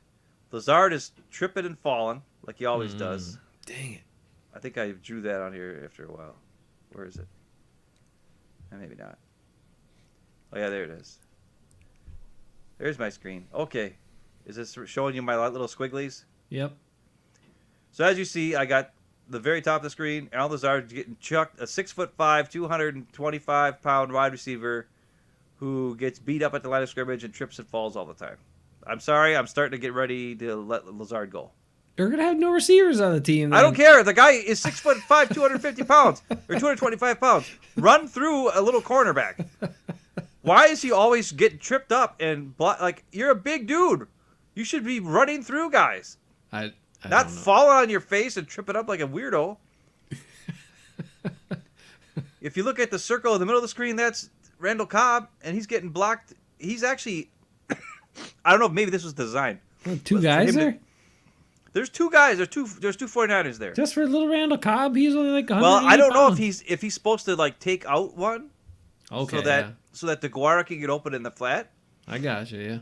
Okay, because it looks kind of like he's doing that. Like he almost purposely ran into those dudes. And if that's the case, then I'm okay with it. And that's fine. And then if you look down here, then you've got a double team on Devontae Adams with the safety and the corner, okay? And then the only option that Rodgers has, because Aaron Jones is still chipping over here, is DeGuara could sneak out. And at this point, Rodgers is looking at this mess. He's seeing him. He's seeing right here getting chopped up. He's seeing the deep safety covering the Lazard, even if he does get his feet back. And he's also probably knows that Devontae's got double team. So you got two double teams, Lazard tripping up. You got one option is to get the ball out of your hands to DeGuara.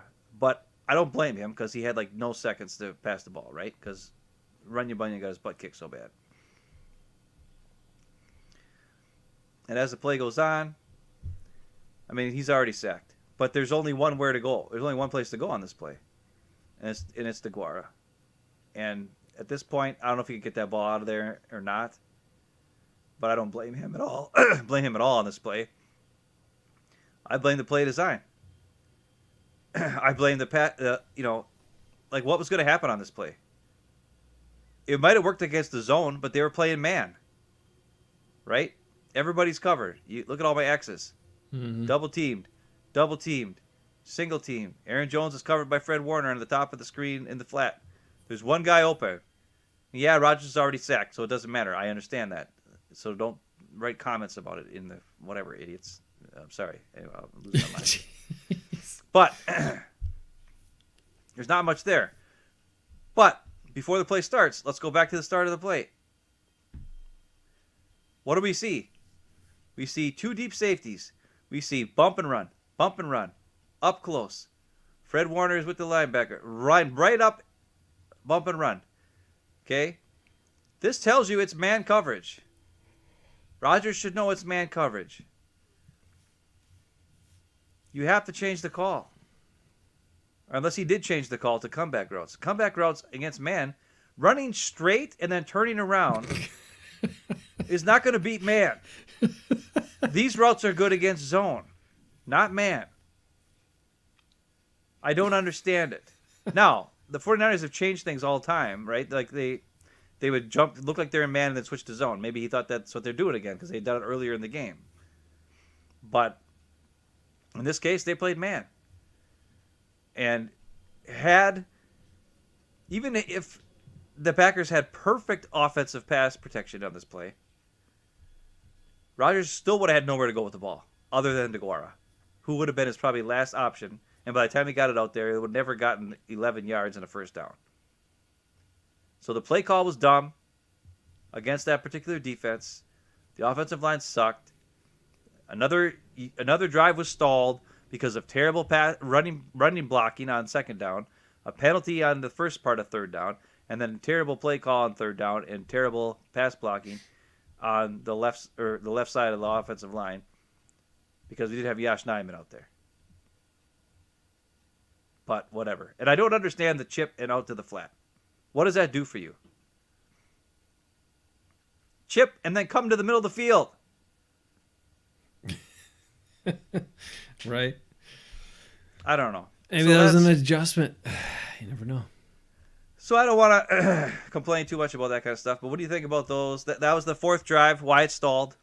So last week we saw it was Rodgers not pulling the trigger on third down, or on the third drive. The second drive, of course, was the fumble by Big Dog. Yep. Fourth drive, obviously, really bad offensive line on second and on third down. So it's everybody's fault. Like, after the game, we kind of blamed Rodgers and said he sucked, and he did have a lot of bad plays. He did have a lot of plays where he didn't find the guy or didn't, get off the first receiver or just decided before the play started where he's going with the ball. Yes, that did happen. But when you look at the pass protection on this play and you look at the run and blocking on this second down, maybe Rodgers was like, "Yeah, I got no time. I can't screw around here. I got to just get this ball out of here." And he knew that the defense was playing great. You just get one big play and you win. It just never happened right. He thought he saw something that Devontae was going to be one-on-one coverage against Josh Norman coming off the scrap heap. As a guy got hurt, he took a shot, and Josh Norman covered him. You know what I mean? Like, yeah. So all those things happen. Yeah. So what do you say? Well, I mean, it's good to see that. There's clearly plenty of blame to go around in that game, no doubt. But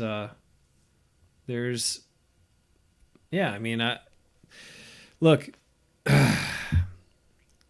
the things we don't know are the things that would ultimately give us the answers we're looking for, right? Yeah. We can't know, was that a play call by LaFleur? Was that an adjustment by the quarterback? We can't know those things. So, whatever. We also can't know.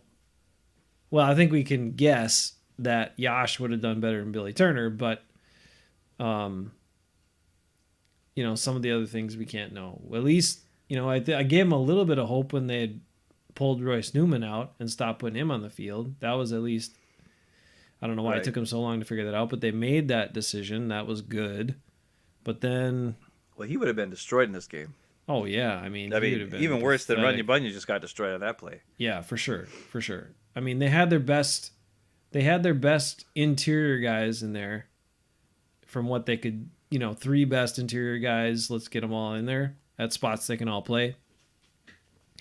And Dennis Kelly was better than I expected, but there were a couple times where he just got Bosa. I know he's going against freaking Nick Bosa, dude. Like, come on, he's gonna get beat sometimes, but overall, he did he did fine. It's just Billy Turner's. He's the same guy we said he was 3 years ago, and that's a big challenge. And then whatever, but plenty of blame to go around. Okay, I had a couple of things here.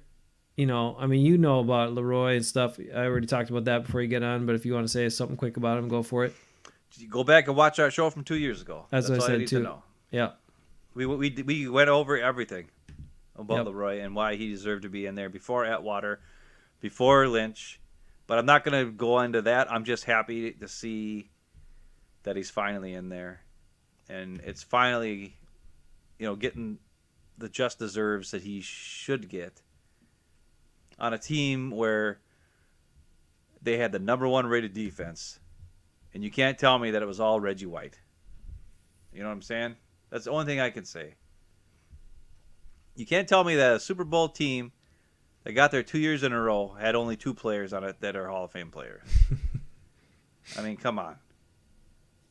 If that's the case, then Mike Holmgren really needs to be in the Hall of Fame because he's one hell of a damn coach. If they had 2 Hall of Fame players on a team that got to the Super Bowl two years in a row. and were in the playoffs multiple times doing that kind of stuff. I mean, come on. So, he's the first guy. I said this, he was the first jack of all trades player on defensive player in the history of football. The first guy who you didn't know is he blitzing? Is he playing deep safety?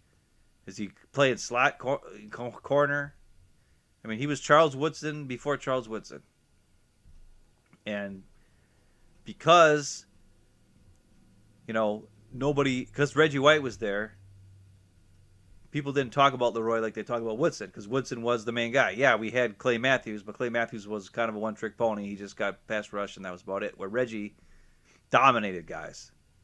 Mm-hmm. So because he was been in the league for so long before that as a domination guy, that he stole the show, and he was awesome. Don't get me wrong. Reggie White was awesome, and he was at the beginning, until he got the Reggie White sack fund. Then he started, getting the sack fund. But LeRoy was a guy who did things, and a lot of people are like, well, he was put in the right place. Like, not everybody got a chance to blitz like LeRoy. Not everybody got a chance to run around and do stuff. And it's like, okay, I've seen plenty Packers blitz and do other things and not get there and not make the play and not do the thing that you're supposed to do. LeRoy made the plays.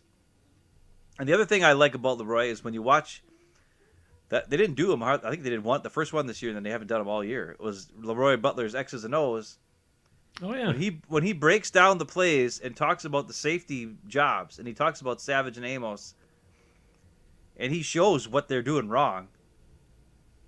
When they screw up, he'll show a play where this is not this year, last year and the year before.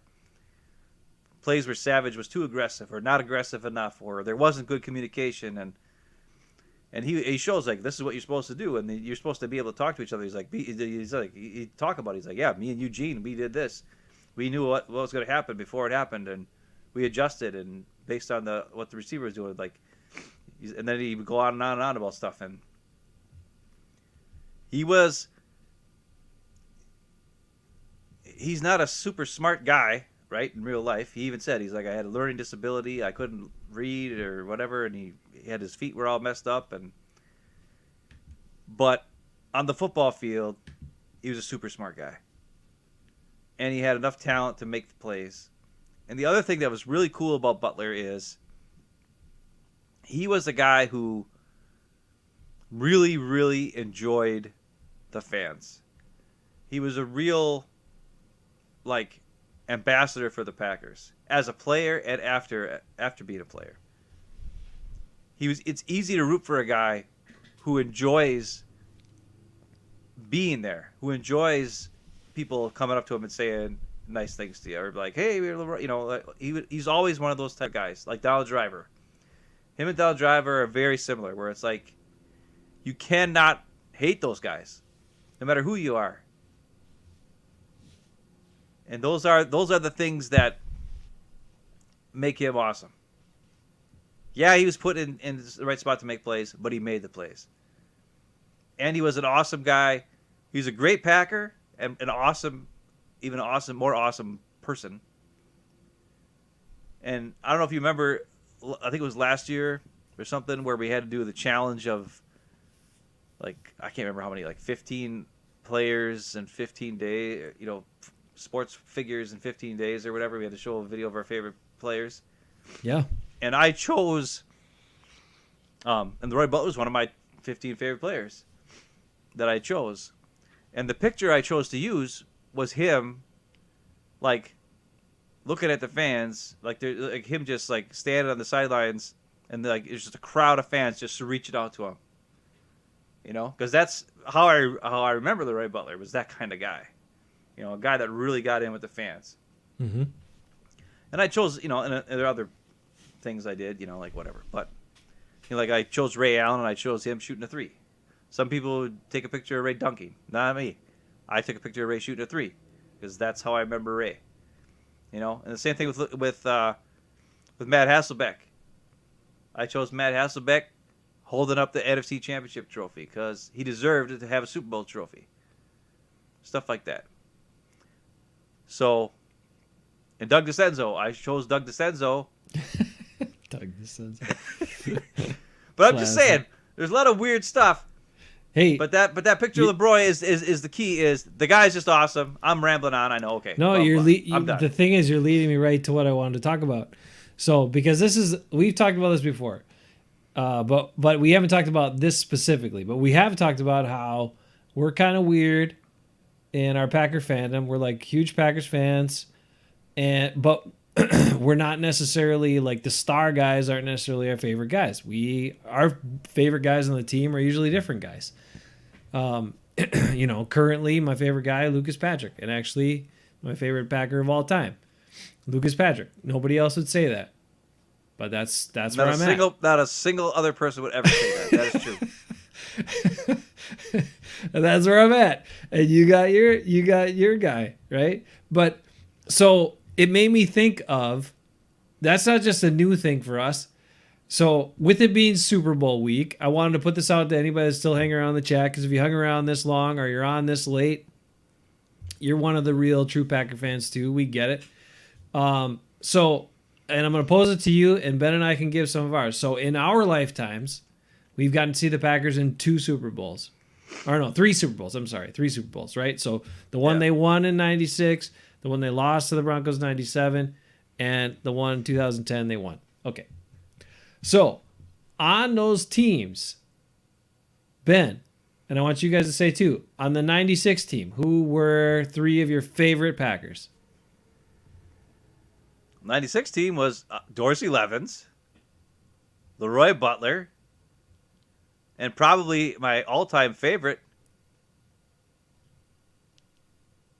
Keith McKenzie. Oh, Keith McKenzie. No, I'm just kidding. It's probably Doug Evans. Really? Wow. He was awesome. Doug Evans was awesome. I understand. See, I thought you were going to go... Terry Mickens?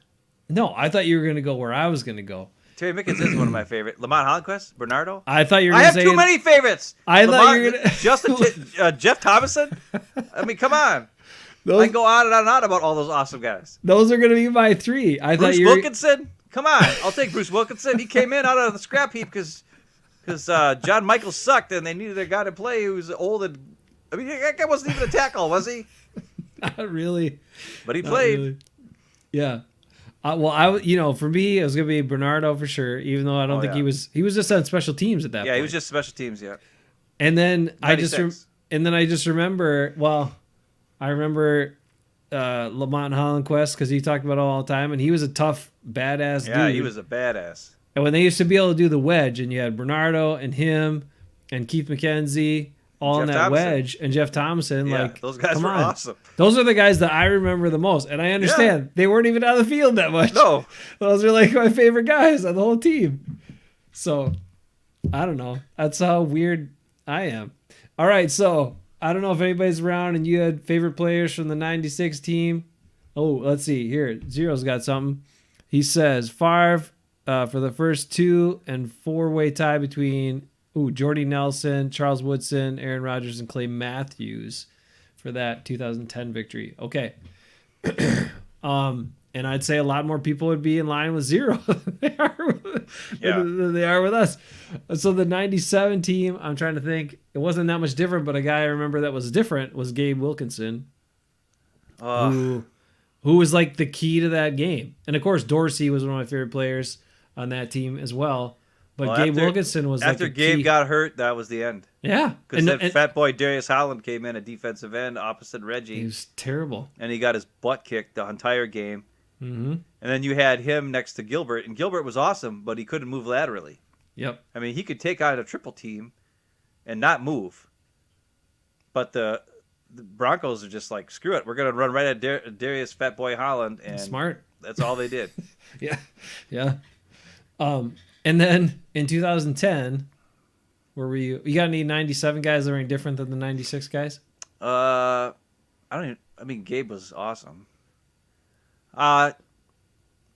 Was Adam Timmerman? Was he gone already by then?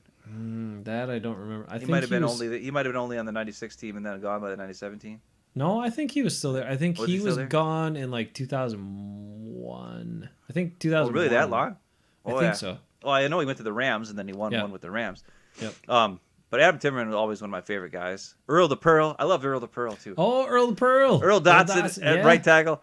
Yeah. I don't think the guy ever talked, but you never knew what he was like, but he was there and he made plays. Like he was back when he was just a big, huge dude. They're like, we're gonna put a right tackle, just a big, huge dude, Yeah.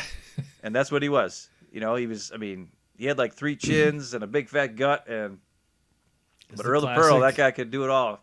Yeah, classic offensive lineman. Yeah. I shouldn't have put it at the number 3. There's too many guys. I know. No, there's too many. All right, 2010. Who do you got? Who was I mean, some of your favorite guys in there? It's kind from of that weird Super Bowl? because during that year, I mean, Aaron Rodgers was my favorite player by far. And he was my favorite player for a long time until I figured out some stuff. But even then, he played differently then. Yeah. I mean, he threw guys open. He threw to him in stride. He read the defense. He just played. It's so many bombs. I mean, when you go back and watch the highlights, how many bombs to like Jennings and Jones and like Driver and all these guys. It was amazing. Mike Daniels. I don't know if Mike Daniels was. Mike Daniels wasn't on that team. No, he wasn't. Not yet. He's one of my favorite all-time Packers, though. I hope he can. He's still in the Bengals. Could he win? He the Super is, Bowl? but he hasn't played. He's I know, been I know. out. He's not active. Anyways, All right. I mean, Mason was though, Mom. Nick Collins, always one of my favorite guys. Mm-hmm. I really, really loved Ryan Pickett and Howard Green. Colin Jenkins. Oh, Cully Jenkins. That yeah. defensive line does not get the respect. That defensive line with Raji, Colin Jenkins, and Ryan Pickett was the heart of that defense. It was the reason why they were the number 1 rated defense. Or were they number 1 rated defense that year? Maybe they weren't. But they were really good. They were like top 5 or top 10. They were really good though. Yeah. I mean, they held the Jets to no points that season. Yep. But those 3 guys were awesome. And like, it's not like nowadays. Kenny Clark. Come on. Colin Jenkins, BJ Raji, and Ryan Pickett are all way better than Kenny Clark even dreamed of being. That's all I can say. So I think like a lot of the time I really like the trenches guys on that team because they got no respect.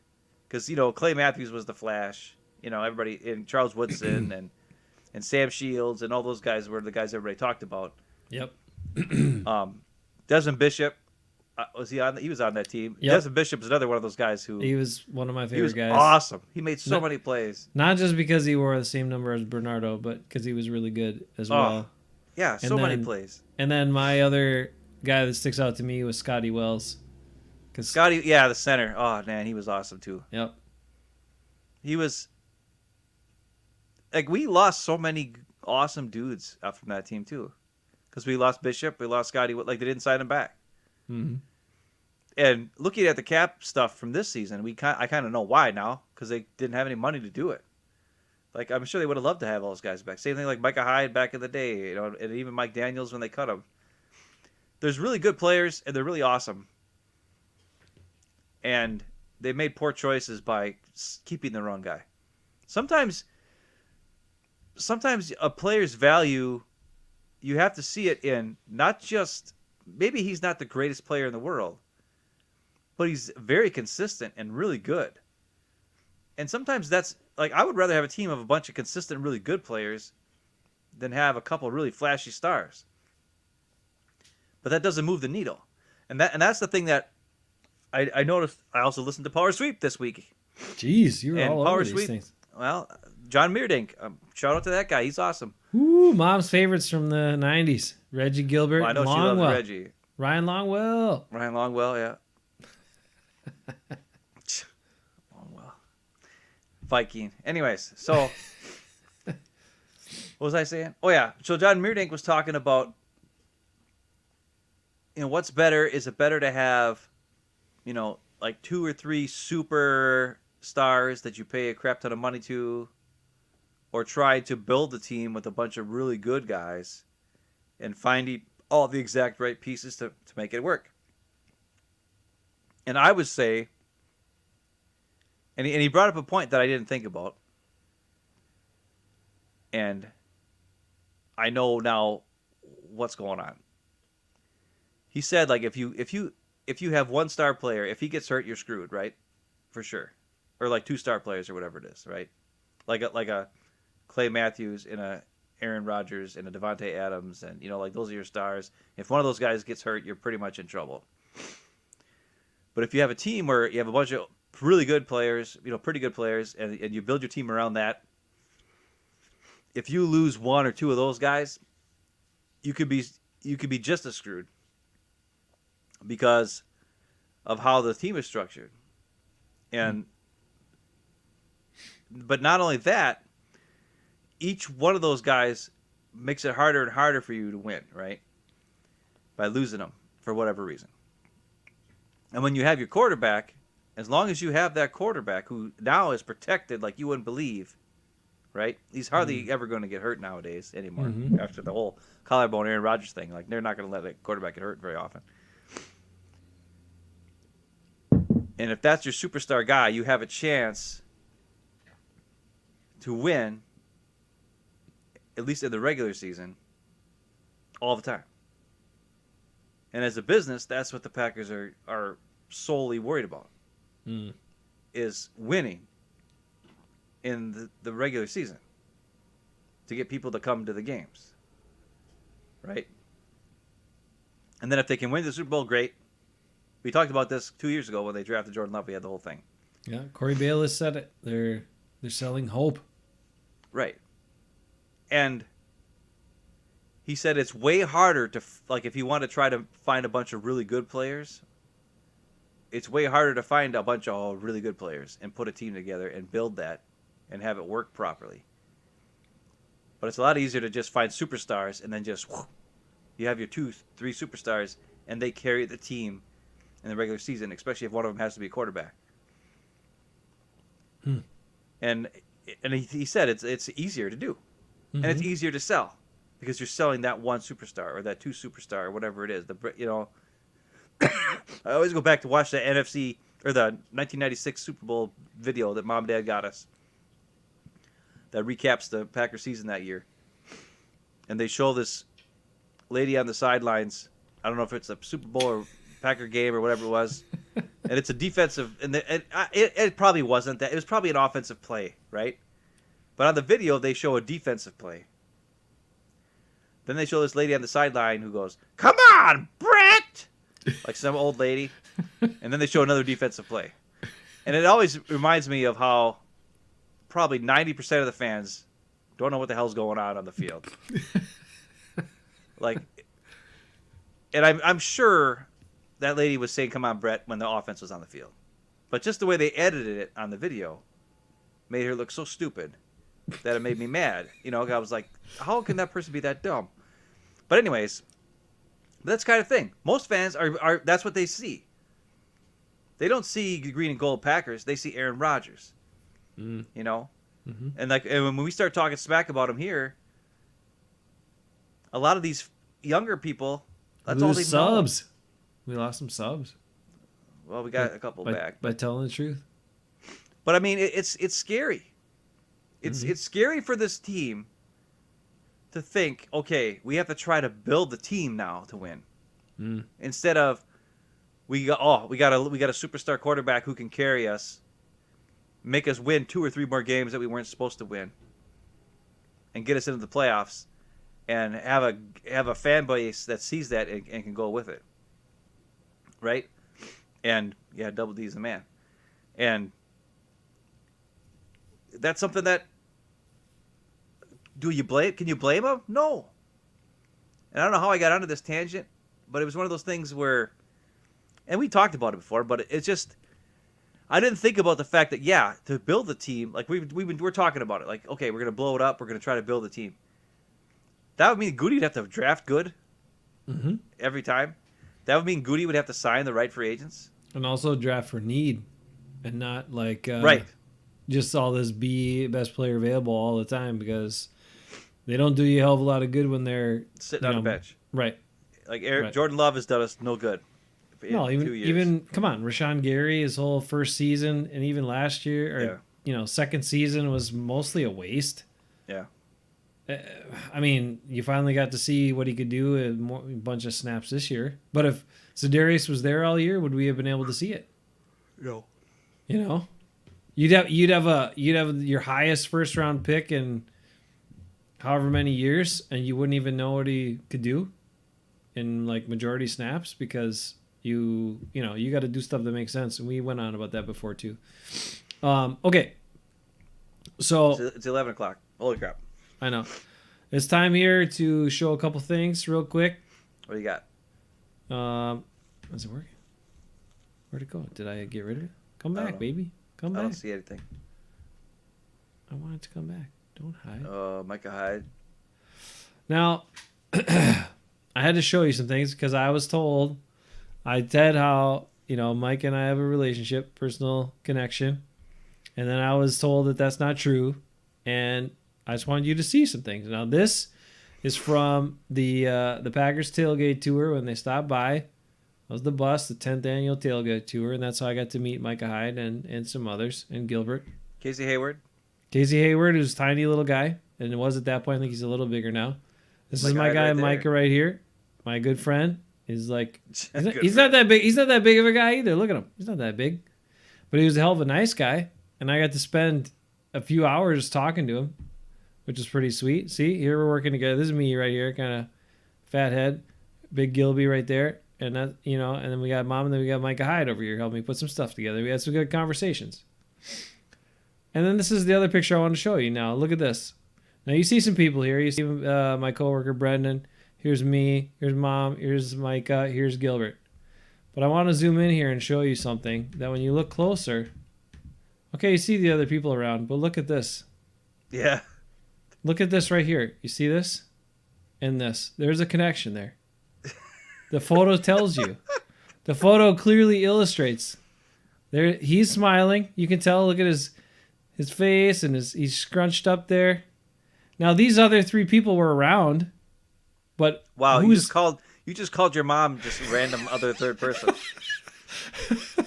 That's terrible. I love Mom. Mom's there too, but I'm saying there's a connection right here between these two guys, and that's clearly evident by this photo. Well, all I know is on that picture, it looks like Micah Hyde said something super funny because every single person is looking at Micah Hyde and laughing. So I don't think it's just you. Because look at Mom's face. She was laughing. I know. Gilbert was laughing. The other guy's laughing. So Micah Hyde must have said some pretty funny stuff right there. I almost said something else. He was a great dude. And, I know I didn't have lunch with him, so I wouldn't get to know him very well. But I did actually spend several hours hanging out with him and talking to him. And, yeah, wish he was still a Packer. He was awesome, dude. That was cool. I gotta show one play. One more play. Okay. Before we go, this is a happy play. Yay! Are you going to show the play where Lucas actually took out... He got beat, but then he still took out two guys? No. Oh, my God. He got his ass kicked on one play and still blocked two guys. That's how good he is. I'm going to bring that play next week. I'll show you what it was. Okay, sounds good. No, this is a defensive play. All right, defensive play. Okay, so this is the drive right before the drive I just showed. Okay, so this is the third drive of the 49ers. This is third down. Some wild stuff. Like everybody's up on the left side. That's what I was going to say. Sewell and who's that other guy that's way off on the right side? That's Jair. Oh, okay. Okay, so this is third down, and it came right after that. Remember when George Kittle dropped that ball over the middle, that deep pass? Yep, I remember. Okay, this is the play right after that. So on that play, they were playing like a really crappy zone and like had nobody coming at the quarterback or nothing. It was really basic and boring. And then this play, Joe Barry called up the demons. It's crazy. He has got, okay, first of all, it looks like he's got 7 guys to the line of scrimmage coming. Okay? And the offensive line doesn't know what the heck's going on. If you look at it, you got from bottom of the screen to top, just on the line of scrimmage, okay? You're going to see a yellow arrow, and that is actually Eric Stokes. He's playing man coverage on the receiver. The next guy to him, just up, is Adrian Amos, who's going to be blitzing. Yep, he's coming. Then you got Kenny Clark, who does nothing. Then you got Devondre Campbell, who blitzes. Oh, Then you got Kevin King, who's standing there right above the center, but he's going to drop back. It does a really good job on this play, to be honest. Yeah. Then you got Zadarius. He's coming. Oh, really? They're not dropping him back? That wasn't the... No. Then you got Preston, who they drop back for some reason. We all know that the Preston drop back is always scary and not good, but whatever. And then you got Rashawn Gary on the outside over there, and he's going to come too. Oh, way over here. Okay. Yep. And then, so your two guys drop. So you got 7 guys at the line of scrimmage there, plus Eric Stokes, but you know he's in man coverage. And then you got Savage, who's going to drop back into his zone and kind of help Eric Stokes out. And that's why Stokes is playing so bump and run. And the other 2 guys are playing so far off, which is Douglas on the outside, top of the screen, and Jair in the slot, because they got no help. Savage is not going to be able to help them. So they need that blitz to get there. And this is like a 3rd and 9 or something like that. So it's pretty long thing. But what's awesome about this play is it confuses the crap. This is just like what the Kansas City Chiefs did to our offensive line when Jordan Love was starting. Where they would just show a bunch of guys up there, and then next thing you know, boom. Okay, so here's the next slide where I got. So this is the blocking schemes, right? That end up happening. Because the 2 circle players are the 2 guys that drop back, right? So what ends up happening is the right tackle takes on the top of the screen, or the left tackle takes on Rashawn Gary. You have the fullback who's going to come in and try to take on Devondre Campbell, who's blitzing. You have Kenny Clark being blocked by the right tackle. And then the other interior, the whole interior offensive line, all blocks Zadarius Smith. So, you know that's not good. It's awesome. So because of that, Amos has got a free shot, right? Because nobody blocks him. So you really only have 5 guys coming here. On the right, rush. There's only 5 guys coming, yes. And Okay. 3 offensive linemen block Zadarius Smith. Because the reason why is because one of them is looking at Preston, who doesn't come, right? The right guard, both guards are looking at, one of them's looking at Preston Smith, the other one's looking at Kevin King. And neither of them, they can't just leave them, because they might come, so they have to wait. And then when they don't come, they all end up blocking Zadarius, which is hilarious. Zadarius, hilarious. So as we watch this, where is it? Oh, whoa, okay. Okay. So now we got this. Now this is the route combinations. Is it showing the route combinations here? Yep. With a bunch of crazy colors? Okay. So you're going to see in red, that's where the ball is going to be thrown. I don't know what receiver that is for the 49ers, but he does 10-yard in route. He's bracketed by Stokes, who stays with them, and then Savage, who comes over in the zone. So that's the yellow circle. That's Savage, and the yellow arrow from the bottom of the screen is Stokes. They bracket that receiver, and for some reason Jimmy G throws it there. Okay. Both Kevin King and Preston end up taking this middle zone slot, and George Kittle just runs a turnaround route right into him. So there's no outlet there for him to throw it. Okay. On the top of the screen, Jair and the slot has to cover this in-breaking route. That's a deep in-breaking route. And if Jimmy G had enough time, he maybe could have threw it there. But Jair really does a good job staying with him. So I don't know if it would have been, it probably wouldn't have been completed anyways. Because it would have to be, like if it was Aaron Rodgers, it would have been a perfect pass, then yeah. But not Jimmy G, no way. And then Douglas is playing off, and the top receiver does like a quick out route. But Douglas is, he's on it. He would have tackled him, and it would have been a first down because they had to get like 9 or 10 yards or something like that. Okay, so that's the route combinations, and this is a combination. Which the Packers don't do. They attack the middle of the field here, right?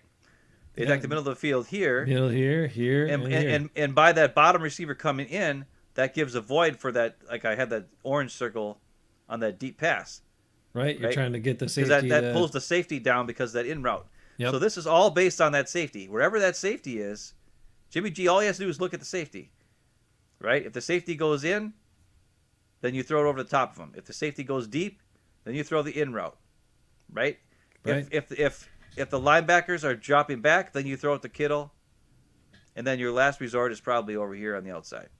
Because the fullback stays in and blocks. So there's only 4 guys out in the road on this play. But this is, look at, compared to what we just showed the Packers ran, run to the sticks and turn around 3 times, and then 2 guys in the flat. This is way more, this is like route combinations working together to take advantage of a safety who they know, Savage, who has some issues, right? That's what this play is supposed to do. But the defensive call is so good that they blow the blocking assignments, right? So as you watch it here, so as you look on this play right now, look at that. Mm-hmm. We've already got the double team here I was talking about. Stokes has got his hands on the receiver, still within 5 yards, maybe a little bit past, but he's still there. But he's playing some sort of bump and run. It's not the best, but it's enough to slow him down, which is great. If you look here, Jair is staying with this guy. He's got the outside because he knows he's got no help, so he can't, he's got help to the inside if Savage is there. But Savage is kind of reading Jimmy G, and he knows he's got pressure, so he knows he's going to have to get rid of it fast. And at the top of the screen, you see Douglas he's got his eyes in the backfield, and if this ball gets thrown here, he's either going to probably pick it off or he's going to tackle this guy right away. No big deal. Here's Amos coming. And Amos is coming off. Yeah, he's got a free run. And Jimmy G's throwing it now. Is this Kenny Clark right here? Kenny Clark is here doing nothing, yes. I don't know if he's supposed to be. He might be like looking for the fullback. Maybe that was his job. I don't know why you'd ever have Kenny Clark, the slowest man on the field, covering a fullback, but he's trying to channel his inner BJ Raji. Apparently, apparently the Packers don't watch film and see how slow he is. They're having him in coverage, but whatever. It's kind of dumb. And it ends up being an incomplete pass. We're going to watch the whole play one more time, and you'll see Kevin King actually jumps up, tries to break up the pass because he's back in coverage. Yeah, he does a really good job. I kind of like what he does there. So as you're watching this back, you'll see all those things happen. But it's the confusion of the offensive line that they're blocking. 3 guys are taking on Zadarius Smith there. Right. And it's all because I'm going to try to get a circle on that so you can see, not a circle, but you'll see how that happened. Right there. If you look right here, 1, 2, 3 guys blocking Zadarius Smith. Yeah, right here. And that's Campbell's the key. Getting a push. Campbell's going straight up the middle. It's awesome. And it's all because they had 7 guys in the line of scrimmage. They dropped guys back. This is the kind of defensive stuff that I've been waiting to see. And and they overloaded, so right? Because you got from the right or from the center, from the outside the center. So it's from right guard to tackle. The Packers have 3 guys. You only have 2 guys. Yeah. Oh, I'm sorry. This is the fullback here. You're blocking him. So actually so tackle, and then you have 2 blockers with the fullback, and you have 3 Packers. And then this side, when you backed off, you end up with guys doing nothing, or everybody blocking Zadarius Smith, and you still have your coverage in the middle because you dropped those 2 guys off. Yeah, it's a great design. It's awesome, and it's something that you, as a Packer fan, man, I want to see more of it. So I'm impressed with Joe Barry. This game, man, it's just such a shame how great those guys played on defense, and then it had to end up, they couldn't hold it off at the end. If they could have just held them out at the end, but come on, they held them to freaking 3 points, right? It's like, geez Louise. But that's a pretty cool play. I when I saw it, I was on the all 22, I was just like, oh man, I gotta show this video, because that's just too awesome. Like I said, it's very similar to that Kansas City game where Kansas City did that exact same stuff to our offensive line. And then you can't really blame them. Like, what are they supposed to do? There's 7 guys up there. There's only 5 of them, and then a fullback to try to block. Like, somebody's getting free for sure. And the other thing is you just have to be smart that way, and that's genius play. I'm happy with Joe Barry. I think he did a great job there, and now hopefully Big Sakia can bring it in with special teams. And we might be pretty good. Even with or without Aaron Rodgers. Because if the scheme is good and the players are well coached, I think that is even more important than super talent. I mean, look at the Patriots. Have they always had the most talent? No, but yet they win a Super Bowl all the damn time. Why? Because they know what the hell's going on. They got the right schemes. They take advantage of the opposing team. They know where the weaknesses are in their team, and they know what the weaknesses are on the opposing team. So they shore up their own weaknesses. They attack the weaknesses of the other team. That's what I want to see. The Packers defense knew, Joe Barry knew, what's the weakness? Oh, yeah, Jimmy G. What else? Oh, yeah, 49ers offensive line, they're pretty good. Well, let's make them confused. Okay, genius. Genius move, awesome play. All right. Thanks for hanging with us. If anybody's still here at 11:16. There's still a few people hanging around. So it's probably mom and Rick. And Zero. We appreciate you guys. We'll a couple little nuggets to drop, just kind of looking at the game. But whenever things get decided for the Packers' plan for next year, then doesn't mean all hope is lost. Just means you can play differently. So we'll see how it all goes. All right. Have a great weekend. Be safe. Be good. Stay well. And we'll catch you next Friday night. See you later, bro. See ya.